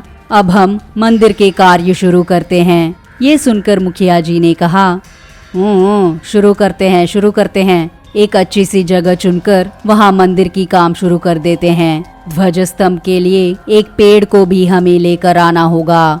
लेकिन पहले इस रक्त पिशाच को सर्वनाश हो जाने दीजिए और फिर हम सभी आराम से मंदिर का कार्य और ध्वज स्तंभ के लिए पेड़ को लाने का काम भी शुरू कर देते हैं। लेकिन तब तक संभल के रहना। गांव में कोई नई व्यक्ति आएगा तो अच्छी तरह से पूछताछ कीजिएगा और फिर रात के समय कहीं मत जाना। उस जंगल की तरफ और उस नदी की तरफ बिल्कुल भी मत जाना। हमें बहुत संभल के रहना होगा और ये 2 दिन खत्म होते ही हम उस रक्त पिशाच की समस्या से बाहर आ जाएंगे। समझे? संभल के रहिएगा। इस तरह मुखिया जी ने गांव वालों से कहा। ये सुनकर गांव वाले सभी बहुत खुश हुए। ठीक है, बस 2 दिन की ही तो बात है ना, हम संभल के रहेंगे, उसके बाद आराम से रह सकते हैं। इस तरह वो सब लोग खुशी से कह रहे थे। पिछले भाग में गांव के मुखिया जी तांत्रिक की सहायता से उस रक्त पिशाच को गांव के बाहर स्थित तालाब में रह रही माया मछली के गर्भ में बंदी बना दिया। ये सब देखकर मुखिया जी के साथ साथ सभी गांव वाले भी खुश हुए। और इतना ही नहीं, इसके बारे में गांव में सबको बताकर उन्हें सावधानी से रहने की सूचना दी। और दूसरी तरफ उस गांव के बाहर स्थित तालाब में रह रही माया मछली के गर्भ में कैद हुई वो रक्त पिशाच इस तरह कहने लगी, इतना बड़ा धोखा! इस गांव के लोगों को मैं किसी को भी नहीं छोड़ूंगी। मुझे इतना बड़ा धोखा दिया तुम लोगों ने। तुम लोगों की इतनी हिम्मत कि तुम लोगों ने मुझे इस तरह बंदी बना दिया। बड़े बड़े तांत्रिक भी मुझे कुछ नहीं कर पाए और तुम लोग तुच्छ मानव हो। तुम लोगों ने मुझे बंदी बनाने की कैसे सोच लिया? इस मछली को मारना मेरे लिए कोई बड़ी बात नहीं है। मैं जरूर इस मछली को मार के बाहर निकलकर तुम्हारे गांव के लोगों को मार डालूंगी। इतनी बड़ी विश्वासघात किया है तुम लोगों ने। खून कहकर मुझे इस माया मछली के अंदर बंदी बना दिया। किसी को भी नहीं छोड़ूंगी। इस काम में सहायता करने वाले उस तांत्रिक को भी नहीं छोड़ूंगी। तुम सबको एक साथ मारकर तुम लोगों के खून से एक खून की तालाब ही बना दूंगी। इस तरह वो रक्त पिशाच जोर से चिल्लाते हुए कह रही थी।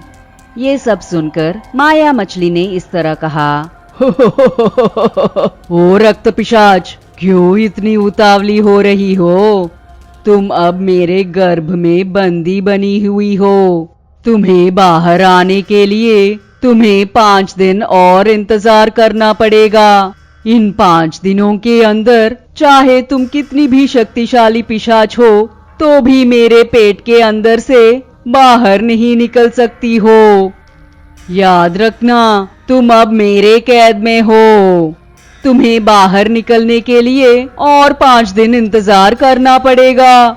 इस तरह वो माया मछली कहने लगी। ये सब सुनकर रक्त पिशाच ने इस तरह कहा, ओ मछली, कितनी हिम्मत है तुझ में? मुझे तेरी पेट के अंदर बंदी बना लिया। देखती रहना, मैं अभी इसी वक्त मेरी नाखूनों से तुम्हारे पेट को चीरकर बाहर आ जाऊंगी। इस तरह रक्त पिशाच ने कहा। ये सुनकर माया मछली ने कहा, तुम्हारी भोली भाली बातों को सुनकर मुझे यकीन ही नहीं हो रहा कि तुम सच में रक्त पिशाच हो। तुम अपनी कोशिश जारी रखो। इस तरह मछली ने रक्त पिशाच से कहा। ये सब सुनकर रक्त पिशाच क्रोधित होकर अपनी नाखूनों से उस मछली के पेट को चीरने की कोशिश करने पर एक बड़ी रोशनी आकर उस रक्त पिशाच को वही के वही ढेर कर दिया। ये सब देखकर रक्त पिशाच ने इस तरह कहा, ये कैसी माया है? तुम्हारे शरीर को छूते ही कोई शक्ति मुझे पीछे धकेल रही है।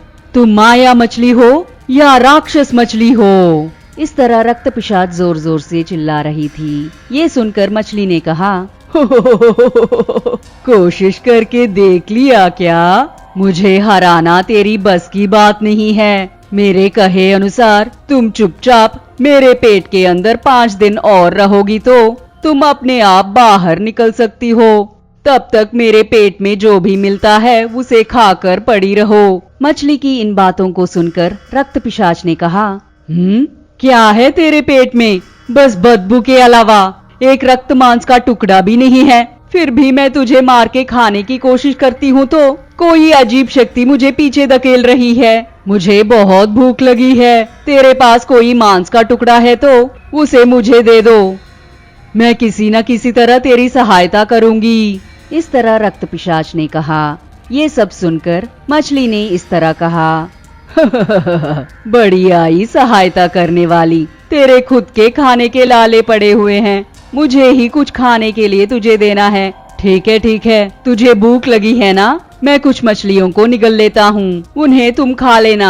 इस तरह उस माया मछली ने कहा। ये सुनकर रक्त पिशाच ने इस तरह कहा, मेरी हालात ऐसे हो गए हैं कि ये मछली भी मुझे सलाह दे रही है। मेरी शक्ति को जाने बगैर इन गांव वालों ने इस मछली के पेट के अंदर मुझे बंदी बना दिया।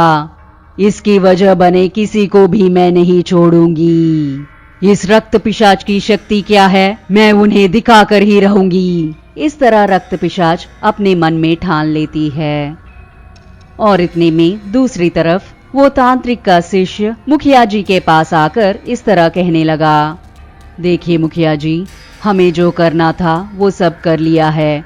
अब हमारे हाथों में कुछ नहीं है। हमें फिर से मेरे गुरुजी के पास जाकर इस रक्त पिशाच को उनके कहे अनुसार ही मछली के अंदर बंदी बना दिया है, इस बात को कहेंगे तो मेरे गुरुजी यहाँ आकर इस पिशाच को मार डालेंगे। हमारे पास ज्यादा समय नहीं है। उस मछली के गर्भ में सिर्फ 5 दिन ही बंदी बनकर रह सकती है। उसके बाद वो पिशाच जरूर हमसे बदला लेने के लिए इस गांव की तरफ आएगी। ये सब होने से पहले ही मेरे गुरुजी को यहाँ पर लाएंगे तो मेरे गुरुजी उसे मार डालेंगे। चलो चलते हैं।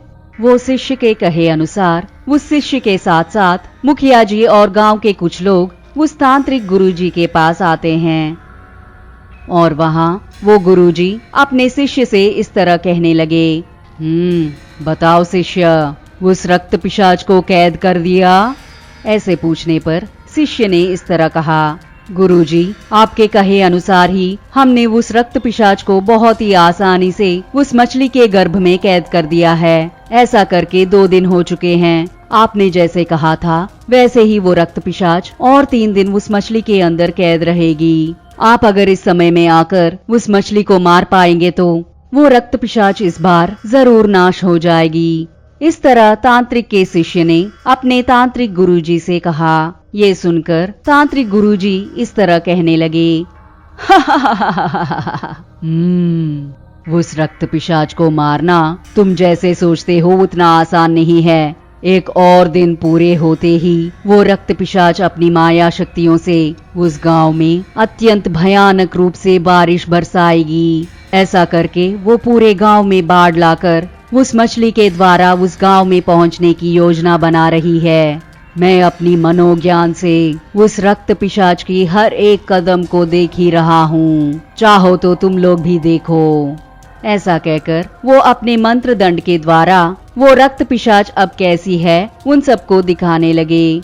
वो रक्त पिशाच मछली के गर्भ में रहकर इस तरह सोच रही थी, कितना बड़ा धोखा दिया है तुम लोगों ने मुझे। कल मैं अपनी शक्तियों से मैं तुम लोगों के गांव में बाढ़ लेकर आऊंगी और इस मछली के द्वारा ही तुम लोगों के गांव के अंदर आ जाऊंगी और फिर वहां जो भी मिलता है उन्हें मारकर मैंने नहीं खाया तो मैं असली रक्त पिशाच ही नहीं हूँ।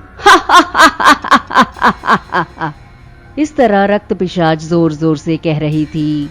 ये सब देखकर मुखिया जी, अरे बाप रे, ये रक्त पिशाच हमारे गांव से बदला लेना चाहती है। अब ये रक्त पिशाच हमारी फिर से यकीन ही नहीं करेगी।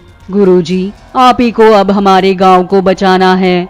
वो रक्त पिशाच गांव के अंदर प्रवेश करते ही सबसे पहले मुझे ही मारेगी, क्योंकि उस रक्त पिशाच को मैंने ही पहले दिन से खाने का इंतजाम करते आ रहा हूँ और अब वो जान चुकी है कि मैंने ही उसे बहुत बड़ा धोखा दिया है, इसलिए वो मुझे मार कर ही रहेगी और साथ में मेरे गांव को भी नहीं छोड़ेगी। मुखिया जी की कही इन बातों को सुनकर तांत्रिक जी इस तरह कहने लगे, डरो मत, इस अखंड तांत्रिक के रहते हुए तुम लोगों को कुछ नहीं होगा, लेकिन इन 2 दिनों के अंदर ही तुम्हारे गांव वाले सभी गांव को खाली करके तुम्हारे गांव की पश्चिमी दिशा में एक पहाड़ के नीचे एक गुफा है, उस गुफा के अंदर छुप कर रहिएगा। ऐसा तुम लोगों के करने पर बाढ़ आने के बाद भी वो रक्त पिशाच तुम्हारे गांव वालों को कुछ नहीं कर पाएगी और उसके बाद मैं जरूर तुम्हारे गांव के अंदर आकर एक पिशाच यज्ञ को करके मैं उस पिशाच का सर्वनाश कर दूंगा। बस ये 2 दिन तुम लोग सावधानी से रहोगे तो तुम लोगों को उस रक्त पिशाच की पीड़ा से विमुक्त कर दूंगा। किसी भी हाल में तुम्हारे गांव के किसी को भी उस तालाब की तरफ जाने मत देना। इस तरह उस तांत्रिक गुरुजी ने गांव के मुखिया जी से कहा। ये सब सुनकर वो सभी बहुत डरते हुए अपने गांव में वापस पहुंचे और फिर गांव वालों को एक जगह पर समावेश करवाया। सुनो गांव वालों, हमें एक और समस्या आ पड़ी है। उस रक्त पिशाच को पता चल गया है कि हम ही ने उसे धोखा दिया है। उस रक्त पिशाच को यहाँ आने के लिए सिर्फ 3 और दिन हैं और ये 3 दिन हमें तांत्रिक गुरुजी के कहे अनुसार इस गांव के पश्चिमी दिशा में एक पहाड़ है और उसके नीचे एक बहुत बड़ी गुफा है और अगर हम उस गुफा में 2 दिन चिपकर रहेंगे तो इसी बीच वो तांत्रिक जी अगले दिन यज्ञ करके उस पिशाच को मारने का वादा किया है। हमें ये सब इसलिए करना पड़ रहा है क्योंकि इन 2 दिनों में एक बड़ी सी बाढ़ आने वाली है और ये सब उस रक्त पिशाच के माया शक्तियों की वजह से ही होगी। इसलिए आप सभी मेरी बात को मानकर मेरे साथ उस गुफा में छिपने के लिए चलिएगा। ये सब सुनकर गांव वाले इस तरह कहने लगे, मुखिया जी आप जो भी करते हैं हमारी भलाई के लिए ही तो करते हैं और तो और आप हमारी जान बचाने की कोशिश कर रहे हैं, इसलिए हम सब कल सुबह ही उस गुफा के अंदर जाकर छिप जाते हैं और उस पिशाच के नाश होने के बाद हम वापस आराम से गांव के अंदर आ सकते हैं। इस तरह वो सभी बात कर रहे थे, लेकिन वो रक्त पिशाच अपनी माया शक्तियों की प्रयोग करके उस गांव के अंदर एक छोटी सी मक्की को प्रवेश करवाती है और वो मक्की एक पेड़ पर बैठकर इन लोगों की सब बातचीत को सुन लेती है। वो मच्छर उड़ते हुए वापस मछली के पास चली गई। वो मच्छर माया शक्तियों से भरी हुई मच्छर थी।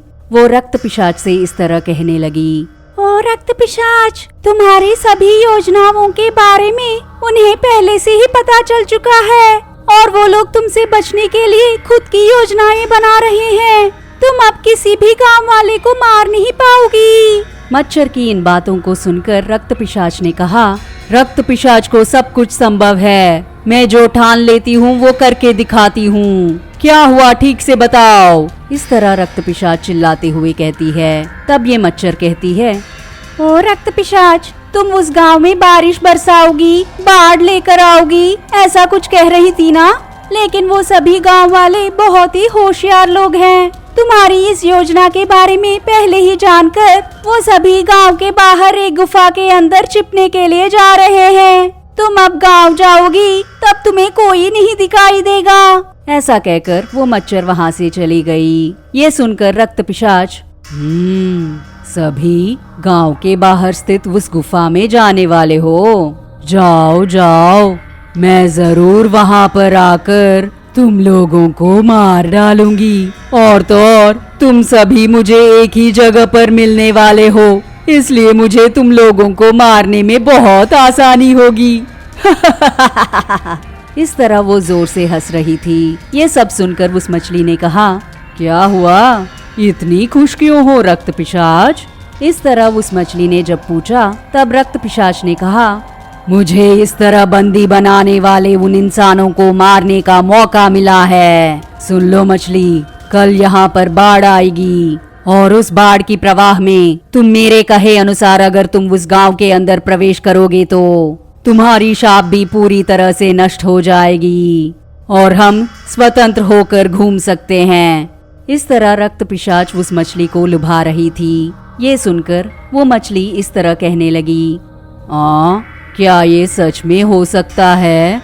ठीक है, एक बार तेरी बात को मान कर देखता हूँ, मौका मिला है, कोशिश करके देखते हैं।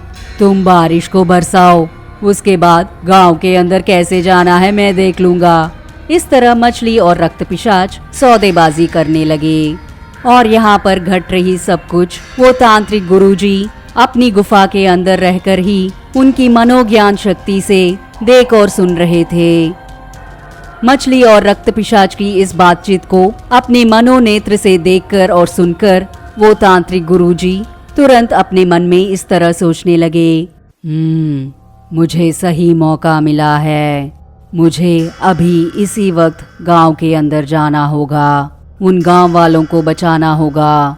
उस रक्त पिशाच को पूरी तरह से नाश करने का मौका मुझे मिला है, मुझे इस मौके का फायदा उठाकर ही रहना होगा। और फिर वो तांत्रिक सीधा गांव के अंदर आ गए। तांत्रिक जी को अचानक देखकर मुखिया जी इस तरह कहने लगे, गुरुजी, लगता है भगवान खुद आए हैं। ये क्या, आप कल आने वाले थे ना, आज ही क्यों आ गए? ये सब सुनकर तांत्रिक जी इस तरह कहने लगे, मुखिया जी, यहाँ बात करना सही नहीं होगा, हमें किसी रहस्यमय प्रदेश में जाकर बात करनी होगी, चलो चलते हैं। और फिर दोनों मुखिया जी के घर गए। घर आने के बाद मुखिया जी इस तरह कहने लगे, गुरुजी, आपके कहे अनुसार ही हम सभी इस गांव को खाली करके उस पश्चिमी दिशा की पहाड़ के गुफा में जाने का निश्चय किया है।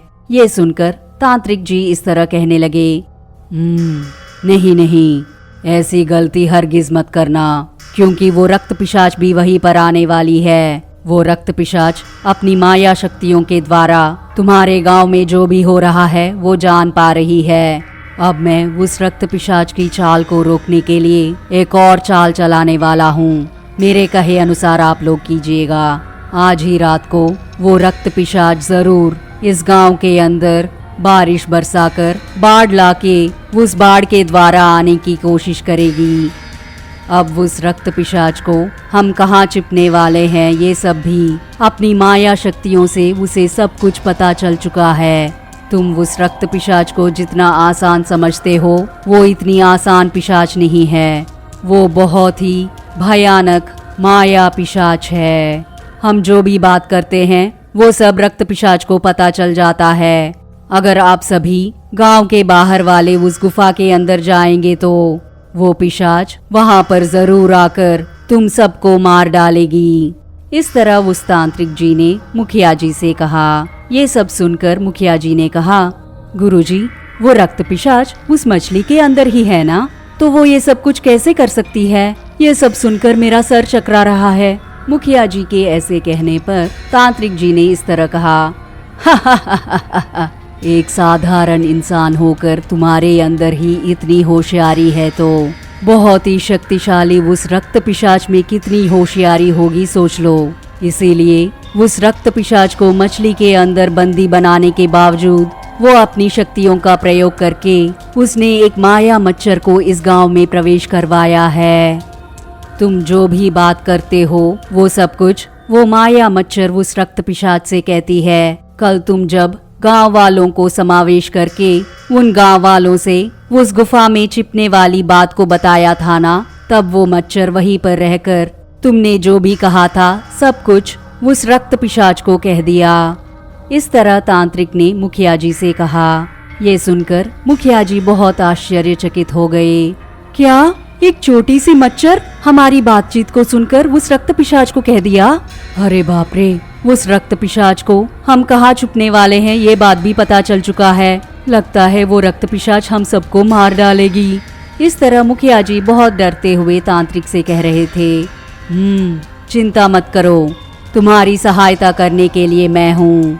वो रक्त पिशाच जो भी योजना बनाएगी वो सब कुछ मैं जान सकता हूँ। वो रक्त पिशाच अब मेरी वश में है, इसलिए वो जो भी सोचेगी वो सब कुछ मैं पता कर सकता हूँ। लेकिन अब के लिए मैं जो कहता हूँ वो तुम लोग कीजिएगा। गांव वालों को फिर से समावेश कीजिएगा और जैसे हम लोगों ने सोचा था वैसे ही उस गुफा के पास आने को कहिएगा। लेकिन उसके पहले ही गांव वालों को किसी भी तरह से रहस्यमय तरीके से उन्हें जानकारी दीजिएगा कि हम उस गुफा के अंदर नहीं जाएंगे। उसके बाद तुम लोग यहाँ पर आ जाओ और मैं अपनी मंत्र शक्तियों से तुम सबको मेरी गुफा में लेके जाऊंगा। ठीक उसी वक्त रक्त पिशाच इस गांव के अंदर आकर तुम सबको मारने के लिए उस पहाड़ी गुफा के पास आएगी और उस मौके का फायदा उठाकर रक्त पिशाच की गुफा के अंदर जाते ही उस गुफा को बंद कर देंगे और फिर मैं उस रक्त पिशाच को समाधि कर दूंगा। इसके लिए तुम लोगों की सहकार मुझे चाहिए। अगर किसी ने भी जरा भी चूक किया तो उसे वो रक्त पिशाच जिंदा नहीं छोड़ेगी, इसलिए सावधानी से सब कुछ करना होगा। ये सब सुनकर मुखिया जी ने कहा, अरे बाप रे, वो रक्त पिशाच हमारे गांव से बदला लेने की पूरी योजना कर चुकी है। ठीक है, आपने जैसे कहा है वैसे ही मैं हर एक गांव वाले के घर जाकर उन्हें रहस्यमय तरीके से ये जानकारी देकर आता हूँ और गांव वालों को एक जगह पर समावेश करके गुफा में जाने वाली बात को उस मच्छर को सुनाई देने जैसे कहेंगे। मुखिया जी ने तांत्रिक से जैसे कहा था वैसे ही हर एक गांव वाले के घर जाकर मुखिया जी ने तांत्रिक जी की कही सब कुछ उनसे कहा। पिछली भाग में उस तांत्रिक के कहे अनुसार ही मुखिया जी गांव में प्रवेश करके रहस्यमयी तरीके से हर एक से मिलकर जो कुछ भी तांत्रिक जी ने कहा था वो सब कुछ उन्हें बताया। ये सुनकर कुछ गांव वाले इस तरह कहने लगे, मुखिया जी, आप ही ने कहा था ना कि हम अगर उस गुफा में छुप जाएंगे तो हम बच जाएंगे। लेकिन अब उस गुफा में खतरा है कह रहे हैं। हाँ, तांत्रिक जी ने मुझे ऐसा ही कहा था। उस रक्त पिशाच को पता चल गया है कि हम कहाँ छुपने वाले हैं। एक मच्छर की सहायता से वो रक्त पिशाच हम जो भी कर रहे हैं वो सब कुछ देख रही है। ऐसे समय में उस तांत्रिक जी के कहे अनुसार हमने नहीं किया तो हम सबके जान वो रक्त पिशाच जरूर ले लेगी। आप सब मेरे कहे अनुसार गांव के बीचों बीच आकर मैंने जैसे कहा है वैसा ही नाटक कीजिएगा। हमारी बातों से उसको ऐसा लगना चाहिए कि हम सभी उस गुफा में छुपने वाले हैं। इस तरह मुखिया जी ने गांव वालों से कहा। और दूसरी तरफ पानी में रह रही वो मछली रक्त पिशाच से इस तरह कहने लगी, तुम एक पिशाच हो और तुम्हारी एक असिस्टेंट, खुद का खाने का ठिकाना नहीं और उस मच्छर को क्या खिलाओगी। इस तरह वो मछली ताने मारने लगी। ये सुनकर रक्त पिशाच ने कहा, हे तुच्छ मछली, तुम्हें मेरी शक्ति का अंदाजा नहीं है, इसीलिए इस तरह बोल रहा है तू। ये रक्त पिशाच अगर एक बार बाहर निकल जाएगी तो मेरी भूख को मिटाने के लिए आसपास के 5-6 गांव भी मिट जाएंगे। मेरे साथ ऐसे साजिश करने वाले किसी को भी मैं नहीं छोड़ूंगी। सबको मारकर तेरे ही सामने उन सबके खून पीकर मैं तुझे भी मार दूंगी। इस तरह रक्त पिशाच ने गुस्से से कहा। तब मछली ने कहा, खाने के लिए कुछ नहीं है, लेकिन फिर भी इतना स्वाभिमानी से बात कर रही है। बड़ी आई रक्त पिशाच कहने वाली। तुझे बाहर निकलने के लिए 5 दिन लगेंगे, अब सिर्फ 2 दिन ही पूरे हुए हैं, अब और 3 दिन ही बाकी हैं। कल तो तूने मुझसे बड़ी बड़ी बातें कही थी, गांव में बारिश लाएगी, बाढ़ लाएगी और उस बाढ़ के द्वारा हम गांव में प्रवेश कर सकते हैं, ये सब कुछ कहा था ना तूने। अब क्या हुआ, सब ऐसे एवं बातें हैं क्या? ऐसा कहकर वो मछली हंसने लगी। ये सुनकर रक्त पिशाच, ओ मछली, आज ही रात को बहुत ही भयानक सी बारिश को बरसाऊंगी और इस पूरे गांव को मैं डुबा दूंगी और फिर उस गुफा में छिप रहे सभी गांव वालों को चबा चबा कर नहीं खाया तो मैं रक्त पिशाची नहीं हूँ। हा हा हा हा हा हा हा हा। इस तरह जोर से हंसने लगी। तभी वो मच्छर वहां पर आकर इस तरह कहने लगी, सुनो रक्त पिशाच, समय हो गया है, तुम अपना काम शुरू करोगी तो वो गांव वाले कहाँ पर छुपे हैं वो मैं पता कर लूंगी। जल्दी जल्दी बातचीत बंद करके जल्दी काम शुरू करो। इस तरह वो मच्छर कहने लगी।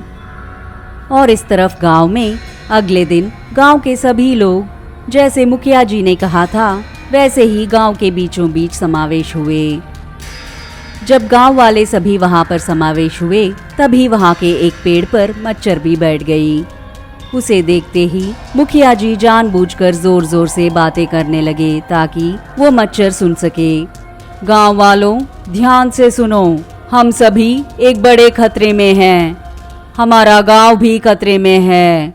इस गांव में बड़ी सी बाढ़ आने वाली है, इसलिए अपने साथ बच्चे, गाय, बकरी सब कुछ उठाकर इस गांव के बाहर वाले पहाड़ी गुफा में हम सब छुप जाएंगे तो हम सब बच जाएंगे, ऐसा उस तांत्रिक जी ने कहा था। इसलिए मैंने जैसे कहा है वैसे ही हम सभी उस गुफा में जाकर छुप जाएंगे तो हम सब की जान बच जाएगी, समझे? जल्दी जाने की तैयारियां करो। इस तरह मुखिया जी ने गांव वालों से कहा। तब गांव वालों ने कहा, जरूर मुखिया जी, अभी इसी वक्त हम निकल जाएंगे। हम अपने परिवार वालों को और गाय बकरी को भी साथ लेकर उस गुफा में छुप जाएंगे। उन सब की बातें सुनकर वो मच्छर उस पेड़ से उड़कर चली गई। उसके तुरंत बाद मुखिया जी गांव वालों से इस तरह कहने लगे, देखा ना, वो मच्छर अब तक हम जो भी बात कर रहे थे वो सब कुछ सुनकर उस रक्त पिशाच को बताने के लिए कैसे उड़ गई। इसीलिए हमें उस तांत्रिक जी पर विश्वास करना होगा। चलो चलो, हमारे पास ज्यादा समय नहीं है। मेरे घर में वो तांत्रिक जी इंतजार कर रहे हैं। और फिर गांव वाले सभी मिलकर मुखिया जी के साथ मुखिया जी के घर पहुंचे और वहां पर तांत्रिक इन सब से इस तरह कहने लगे, मैंने जो कहा उसकी इज्जत करके आप सब यहाँ आए हैं, इसके लिए आपको धन्यवाद। आप सबकी सुरक्षा करने की जिम्मेदारी मेरी है। मैं तुम लोगों के गांव को पहले के ही जैसे सस्य श्यामल और सुरक्षित तुम लोगों को लौटाऊंगा। मेरी बात मानिए। अब मैं आपको मेरी माया शक्ति से मेरी गुफा में प्रवेश करवाऊंगा और वहां पर तुम लोग सुरक्षित रह पाओगे। आपको वहां पर जो भी जरूरत पड़ेगी वो सब कुछ मेरी शक्ति किरटाएं देख लेंगी। ये सुनकर मुखिया जी इस तरह कहने लगे, तांत्रिक जी पहले इन सबको वहां पर भेजिए, लेकिन मैं आपके साथ ही रहूंगा। उस रक्त पिशाच का अंत करते वक्त मैं आपका साथ दूंगा। मुझसे जो सहायता हो सकता है वो मैं जरूर करूंगा। कृपा करके आप मुझे आपके साथ ही रहने दीजिए। ये सुनकर तांत्रिक जी का शिष्य भी इस तरह कहने लगा, हाँ गुरुजी, वो रक्त पिशाच पहले दिन से ही इस मुखिया जी से ही बात कर रही है। ऐसे समय में उस रक्त पिशाच को अगर कुछ जरूरत पड़ी तो इनके द्वारा हम इंतजाम कर सकते हैं। इन्हें भी हमारे साथ रहने दीजिए।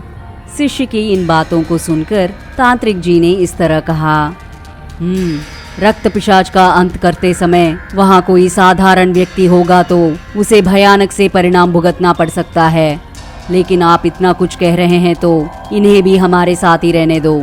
लेकिन इनके चारों तरफ एक रक्षा वलय बनाना होगा। ये उस रक्षा वलय में रहने की वजह से वो रक्त पिशाच इन्हें कुछ नहीं कर पाएगी। ऐसा कहकर तांत्रिक जी अपना मंत्र दंड उठाकर कुछ मंत्र पढ़ के गांव वालों को तांत्रिक जी के गुफा में प्रवेश करवा दिया। ये देखकर गांव वाले सभी इस तरह सोचने लगे, अरे वो बहुत ही महान तांत्रिक जी हैं। वहां से यहाँ तक हम एक चुटकी में आ गए। अगर वो तांत्रिक जी हमारे गांव में रहेंगे तो हमारे गांव को कोई खतरा नहीं होगा। ये सोचकर गांव वाले खुश हुए। और दूसरी तरफ वो मच्छर गांव वालों की बातें सुनकर उड़ते हुए रक्त पिशाच से मिलने के लिए आ रही थी। और वो मछली मच्छर को देखकर इस तरह कहने लगी,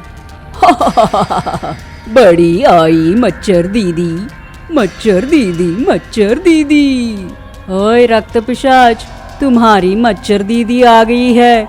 तुम दोनों जो बात करने वाले हो वो जल्दी से बात करके गांव में जल्दी से बाढ़ लेकर आओ और फिर उस गांव के अंदर जल्दी से चले जाते हैं। तुझे और मच्छर को देखकर मुझे बड़ा मजा आ रहा है। मच्छर दीदी, मच्छर दीदी, मच्छर दीदी। मछली की ऐसी मजाक भरी बातों को सुनकर, ए मछली, तेरा खेल अब खत्म। अगर मुझे गुस्सा आया ना, गांव वालों से पहले तुझे मारकर तेरी खून पी जाऊंगी। शायद तुम भूल गई हो, आज से पूरे 5 दिन खत्म हो जाएंगे। ठीक आज के शाम को 6 बजे के समय पर मैं मुक्त हो जाऊंगी। और उससे पहले ही बाढ़ की सहायता से उस गांव में प्रवेश करके उस गांव वालों को मारकर खा जाऊंगी। तूने अगर ज्यादा होशियारी की तो तुझे भी मार के खा जाऊंगी। इस तरह रक्त पिशाच जोर से हंसने लगी और तभी मच्छर इस तरह कहने लगी, ओ रक्त पिशाच, जल्दी जल्दी तुम अपनी शक्तियों का प्रयोग करके गांव में बाढ़ लेकर आओ। गांव वाले सभी उस गुफा में छिपने के लिए सारी तैयारियां कर चुके हैं। ये तुम्हारे लिए सुवर्ण अवकाश है। तुम्हें इंसानों के साथ साथ उनके द्वारा पाले जाने वाले बहुत सारे पशु भी खाने को मिलेंगे, लेकिन वो सभी उन सबको लेकर उस गुफा में जाने वाले हैं। ठीक इस समय पर तुम वहाँ पर आओगी तो तुम्हें खून की कोई कमी ही नहीं होगी। मच्छर की कही इन बातों को सुनकर रक्त पिशाच ने कहा, बहुत अच्छी बात कही है तूने मच्छर। तुमने मेरी जो सहायता की है उस सहायता को मैं अपनी जिंदगी भर नहीं भूलूंगी। तुम्हें कभी भी कोई जरूरत पड़ने पर इस रक्त पिशाच के पास आओगे तो मैं तुम्हारी मनोकामना को जरूर पूरी करूंगी। अब मुझे बंदी बनाने वाले उन इंसानों से बदला लेने का समय आ गया है। रक्त पिशाच की शक्ति प्रदर्शन करने का समय आ गया है। ओई मेघात्परा, इस रक्त पिशाच की बात मानकर जोर से बारिश बरसाओ।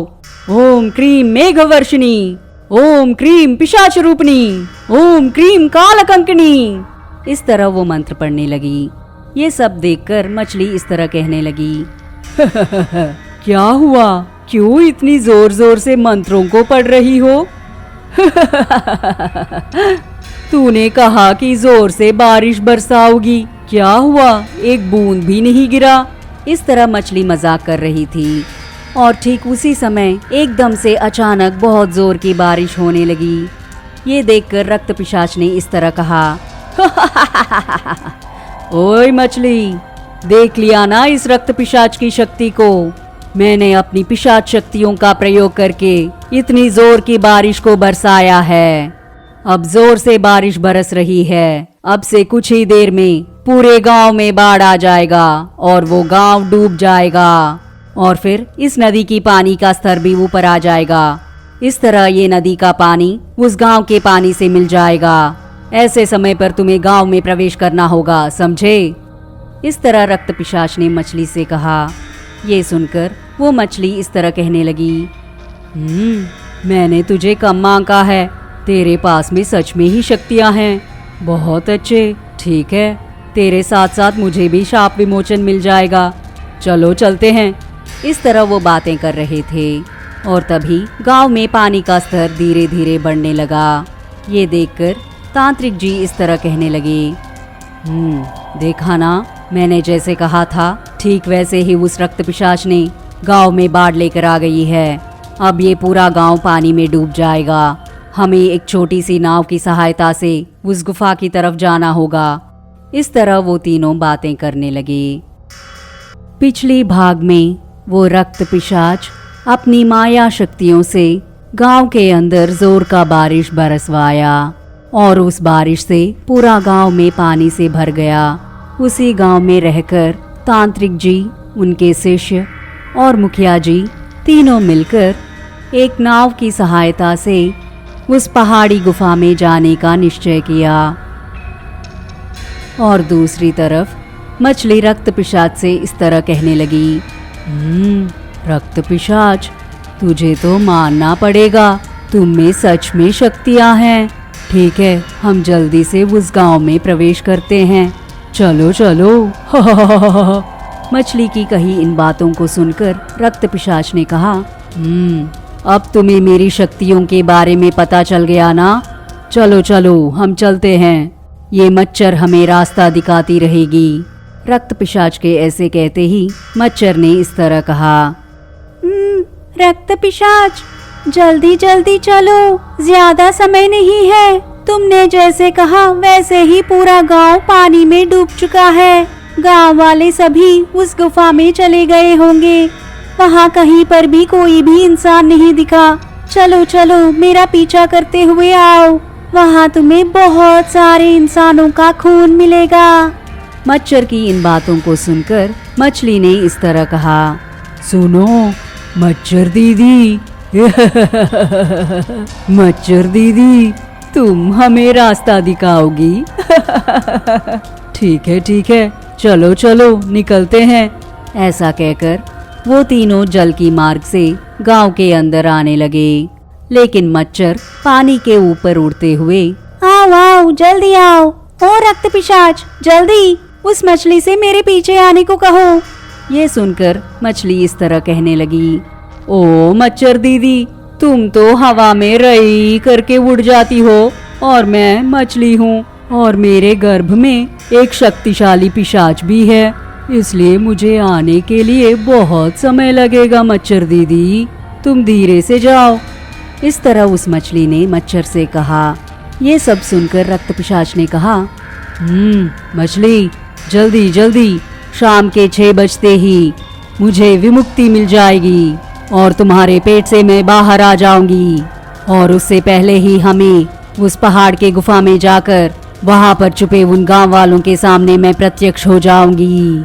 मुझे देखकर आधे लोग तो वही के वही मर जाएंगे।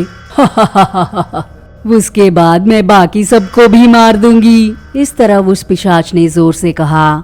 तब वो मछली इस तरह कहने लगी, ओ रक्त पिशाच, तुम पहले से ही ज्यादा ख्यालों में मत घूमो। वहाँ वो लोग सच में है कि नहीं किसे पता? क्या पता इस मच्छर ने सच बोला कि झूठ? इस तरह मछली ने कहा। तब वो मच्छर, ए मछली, अपना मुंह बंद कर। मैंने जो कहा वो सच ही है।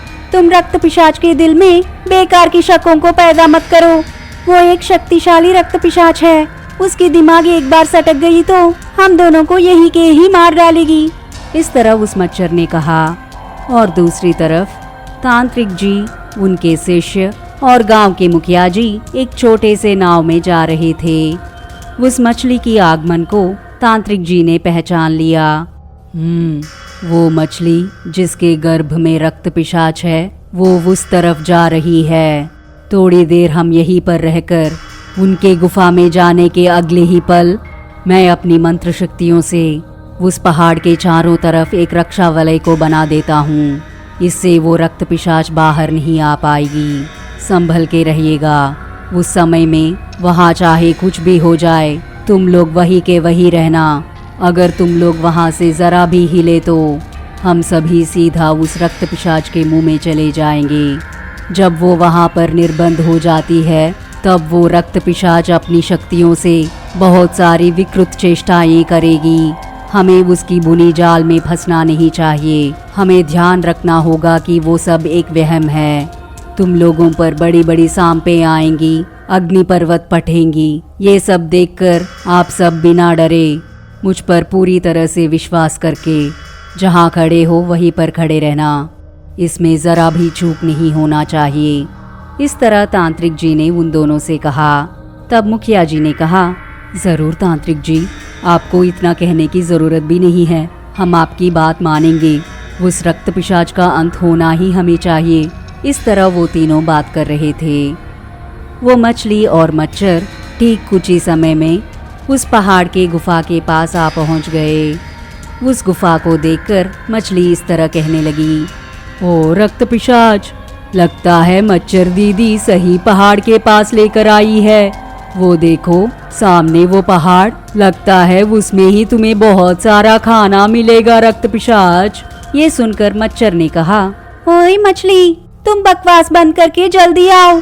कहीं वो लोग अपना फैसला बदलकर बाहर ना आ जाए। जल्दी जल्दी। इस तरह वो मच्छर कहने लगी।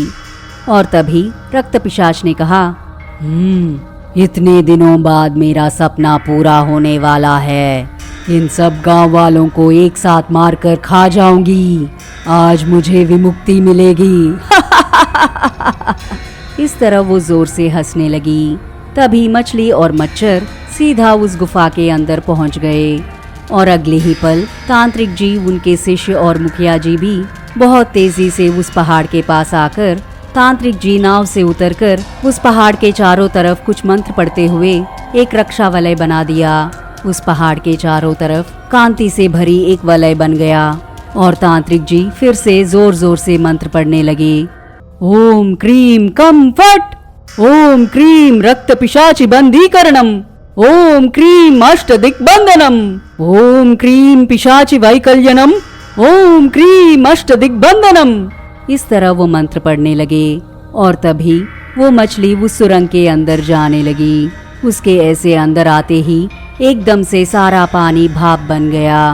तब वो मछली इस तरह कहने लगी, ओए रक्त पिशाच, पानी के बिना मैं कैसे जीऊंगी? यहाँ तो एक बूंद पानी भी नहीं है। ओ रक्त पिशाच, क्या कर रही हो? इस तरह वो मछली जोर जोर से चिल्लाने लगी। ये सब देखकर मच्छर ने कहा, अरे बाप रे, जैसे तुमने कहा वैसे ही यहाँ पर कोई इंसान ही नहीं है। अगर ये बात रक्त पिशाच को पता चल गया तो वो हम दोनों को मार डालेगी। ये सुनकर रक्त पिशाच ने कहा, ओए मच्छर, तुम इन गांव वालों से और तांत्रिक जी से मिलकर मेरी ही सर्वनाश करने वाले थे क्या? तुम जरूर मेरे ही हाथों में मरोगे। इस तरह पिशाच ने चिल्लाते हुए कहा। तब मच्छर ने कहा, नहीं रक्त पिशाच, नहीं, मैंने कल सच में सुना था। गांव वाले सभी गांव के बीच आकर यही सब कुछ बात कर रहे थे। उनकी बात सुनकर मैं तुरंत तुम्हारे ही पास आई थी। मैं सच कह रही हूँ रक्त पिशाच, मैंने किसी से भी हाथ नहीं मिलाया। इस तरह वो मच्छर गिड़गिड़ा रही थी। और तभी शाम के 6 बजते ही वो रक्त पिशाच मछली के गर्भ से बाहर निकलकर उस गुफा में प्रत्यक्ष हुई। रक्त पिशाच विमुक्त हो गई है। हे मछली, देख लिया ना मेरी शक्ति को? इस तरह वो रक्त पिशाच जोर जोर से चिल्लाते हुए कह रही थी। और इस तरफ वो तांत्रिक जी पहाड़ के पास मंत्रोच्चारण करते रहे।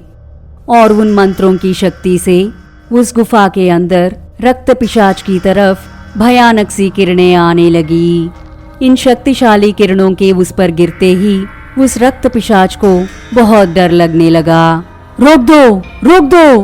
क्या है ये सारी भयानक सी शक्तियाँ? इन किरणों को मैं देख नहीं पा रही हूँ। ये शक्तिशाली किरणें मुझे मार रही हैं। इस तरह रक्त पिशाच जोर से चिल्लाने लगी। तब मच्छर ने कहा, अरे रक्त पिशाच, तुम तो मुझे मारने वाली थी ना, लेकिन तुम खुद ही डर गई। मच्छर की ताने भरी बातों को सुनकर रक्त पिशाच गुस्से में आकर अपनी आंखों की शक्तिशाली ज्वालाओं से उस मच्छर को मार डाला और वो मच्छर वही के वही जलकर राख हो गई। ये देखकर मछली इस तरह कहने लगी, अरे मच्छर दीदी, तुम मर गई हो। ये रक्त पिशाच बहुत बुरी है।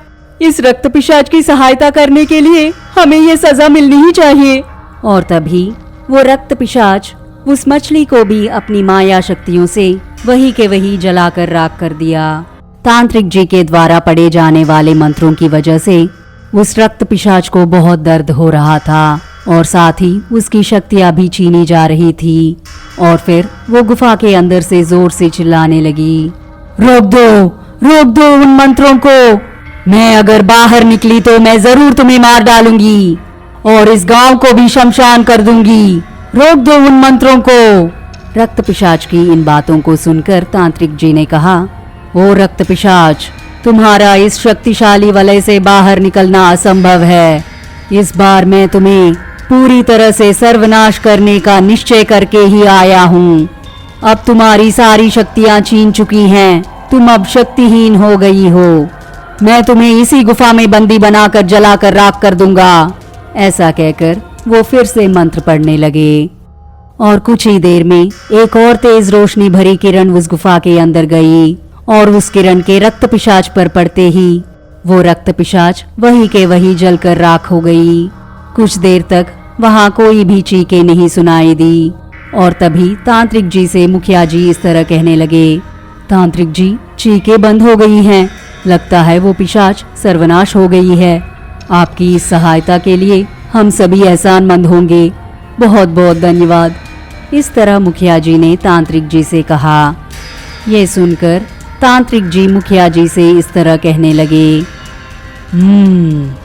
हमें अभी ऐसा फैसला नहीं करना चाहिए और कुछ घंटे इंतजार करके हमें देखना होगा। इन कुछ घंटों में अगर कोई भी चीख या चलन नहीं हुई तो हम पूरा विश्वास कर सकते हैं कि उस रक्त पिशाच का अंत हो गया है। कुछ देर सब्र करो। हम पर और कुछ देर तक उस रक्त पिशाच की शक्तियां हमला कर सकती हैं, लेकिन वो सब एक वहम ही है। तुम लोगों पर हमला करने वाली कोई भी चीज सच नहीं है। मैंने जैसे कहा था वैसे ही जहां भी है वहीं पर बिना हिले खड़े रहेगा। तांत्रिक जी की कही इन बातों को सुनकर मुखिया जी ने कहा, तांत्रिक जी, आपके द्वारा भेजी हुई उस शक्तिशाली किरण की वजह से वो रक्त पिशाच राख हो चुकी होगी। मुझे लगता है कि वो रक्त पिशाच सर्वनाश हो चुकी है। और दूसरी तरफ गुफा के अंदर राख में बदल चुकी वो रक्त पिशाच कुछ देर बाद फिर से जिंदा हो गई और फिर उस गुफा के अंदर से रक्त पिशाच जोर जोर से हंसने लगी। ओ तांत्रिक, तुम जितनी बार मुझे मारोगे मैं उतनी बार जिंदा वापस आ जाऊंगी। इस रक्त पिशाच का अंत नहीं है। तुम अपनी मंत्रों को पढ़ना बंद नहीं किया तो मैं सीधा बाहर आकर इस गांव के लोगों के साथ साथ तुम्हें भी समाप्त कर दूंगी। इस तरह वो पिशाच जोर से हंस रही थी। इन बातों को सुनकर मुखिया जी तांत्रिक जी से इस तरह कहने लगे, अरे ये क्या, ये रक्त पिशाच तो सर्वनाश हो चुकी थी ना, लेकिन फिर से वापस कैसे आ गई? अरे बाप रे, लगता है इस पिशाच को मारना बहुत मुश्किल है। तांत्रिक जी, चलिए हम यहाँ से चले जाते हैं। मुखिया जी की कही इन बातों को सुनकर तांत्रिक जी ने मुखिया जी से कहा, डरो मत। उस रक्त पिशाच को जो बात पता नहीं है वो मुझे पता है। उस रक्त पिशाच को एक श्राप है। वो 2 बार बंदी बनकर एक बार वापस जिंदा हो सकती है। ये उस रक्त पिशाच की आखिरी अवकाश है। वो रक्त पिशाच 2 बार पहले ही बंदी बन चुकी थी और अब जलकर राख होने के बाद वापस जिंदा हो गई है। और इस बार उस रक्त पिशाच को अगर हम नाश कर पाए तो वो रक्त पिशाच फिर से जिंदा नहीं हो पाएगी। इसीलिए मैं आज तक बहुत शांत और सब्र से इंतजार करते आ रहा था।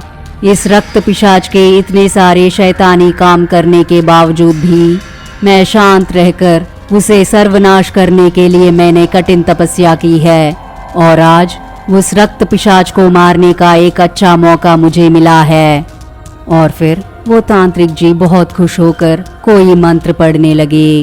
ओम क्रीम रक्त पिशाचिनी, ओम क्रीम संपूर्ण पिशाच वैकल्यनम, ओम क्रीम पिशाच समाधि अर्पणम, ओम क्रीम कशूचिका आराधनम। इस तरह वो तांत्रिक मंत्र पढ़ने लगे। ये सुनकर वो रक्त पिशाच हे तांत्रिक, फिर से मंत्रों को पढ़ना शुरू कर दिया। चाहे तुम कुछ भी मंत्रों को पढ़ लो, ये रक्त पिशाच मरेगी नहीं। मैंने जो खून पिया है वो इंसानी खून है। उस खून में बहुत शक्ति होती है, इसीलिए मैं वापस जिंदा हो पा रही हूँ। तुम चाहो कितनी भी कोशिश कर लो, मैं नहीं मरने वाली। इस तरह वो पिशाच जोर से हंस रही थी। ये सब सुनकर मुखिया जी इस तरह कहने लगे, तांत्रिक जी आप जल्दी से उस रक्त पिशाच का सर्वनाश करने वाला वो मंत्र पढ़िएगा। चाहे कुछ भी हो जाए, उस पिशाच को आप छोड़िएगा मत। ये पिशाच जिंदा रही तो हमारे गांव के साथ साथ पास वाले गांवों को भी खतरा होगा। कृपा करके आपकी सर्व शक्तियों का इस्तेमाल करके उस पिशाच का नाश कर दीजिएगा। मुखिया जी की इन बातों को सुनकर तांत्रिक जी ने कहा, उसी समय का इंतजार मैं आज तक कर रहा था। अब देखो मेरी मंत्र शक्तियों की महिमा। ऐसा कहकर तांत्रिक जी अपने मंत्र दंड से उस पहाड़ की तरफ अग्नि ज्वालाओं को फेंका। पूरा पहाड़ उस अग्नि से जल रहा था। तब वो रक्त पिशाच इस तरह कहने लगी, ओ तांत्रिक, ये अग्नि ज्वालाएं मेरी क्या बिगाड़ सकती हैं? मैं अपनी एक फूंक से इन्हें बुझा दूंगी। उसके ऐसे कहते ही उसके चारों तरफ भी आग लग गई। वो ज्वालाएं कुछ देर तक रक्त पिशाच को कुछ नहीं कर पाई, लेकिन कुछ देर बाद वो रक्त पिशाच उन ज्वालाओं में जलने लगी। रोको, ओ तांत्रिक, ये आग मुझे सच में दहन कर रही है। ओ तांत्रिक, मुझे बचाओ। मैं तुम लोगों के गांव की तरफ आंख उठाकर भी नहीं देखूंगी। मुझे छोड़ दो। ओ तांत्रिक, ये आग मुझे जला रही है। इस तरह रक्त पिशाच चिल्लाते हुए कह रही थी। ये सुनकर तांत्रिक जी ने कहा, ओ पिशाच, मैंने तुम्हें कई मौके दिए थे। तुम्हें गांव से बहुत दूर ले जाकर दफनाया था, लेकिन तुम अपनी होशियारी और शक्ति से बाहर निकलकर गांव में आके तुमने कई गलतियां की। तुम्हारी वजह से बहुत सारे लोग मर भी गए, लेकिन आज के बाद तुम्हारा खेल खत्म हो गया है। इस तांत्रिक के हाथों में तेरा मौत निश्चय है। इस तरह तांत्रिक ने जोर से चिल्लाते हुए कहा और कुछ ही देर में रक्त पिशाच उस पहाड़ के साथ साथ जलकर राख हो गई। ये देखकर तांत्रिक जी इस तरह कहने लगे, मुखिया जी, रक्त पिशाच अब पूरी तरह से नाश हो चुकी है। वो पहाड़ भी नाश हो गया है और उसका भस्म भी भूगर्भ में मिल जाएगा और आज के बाद उस रक्त पिशाच की पीड़ा नहीं होगी। अब तुम सभी गांव वाले निश्चिंत होकर जी सकते हैं। इस तरह तांत्रिक ने मुखिया जी से कहा।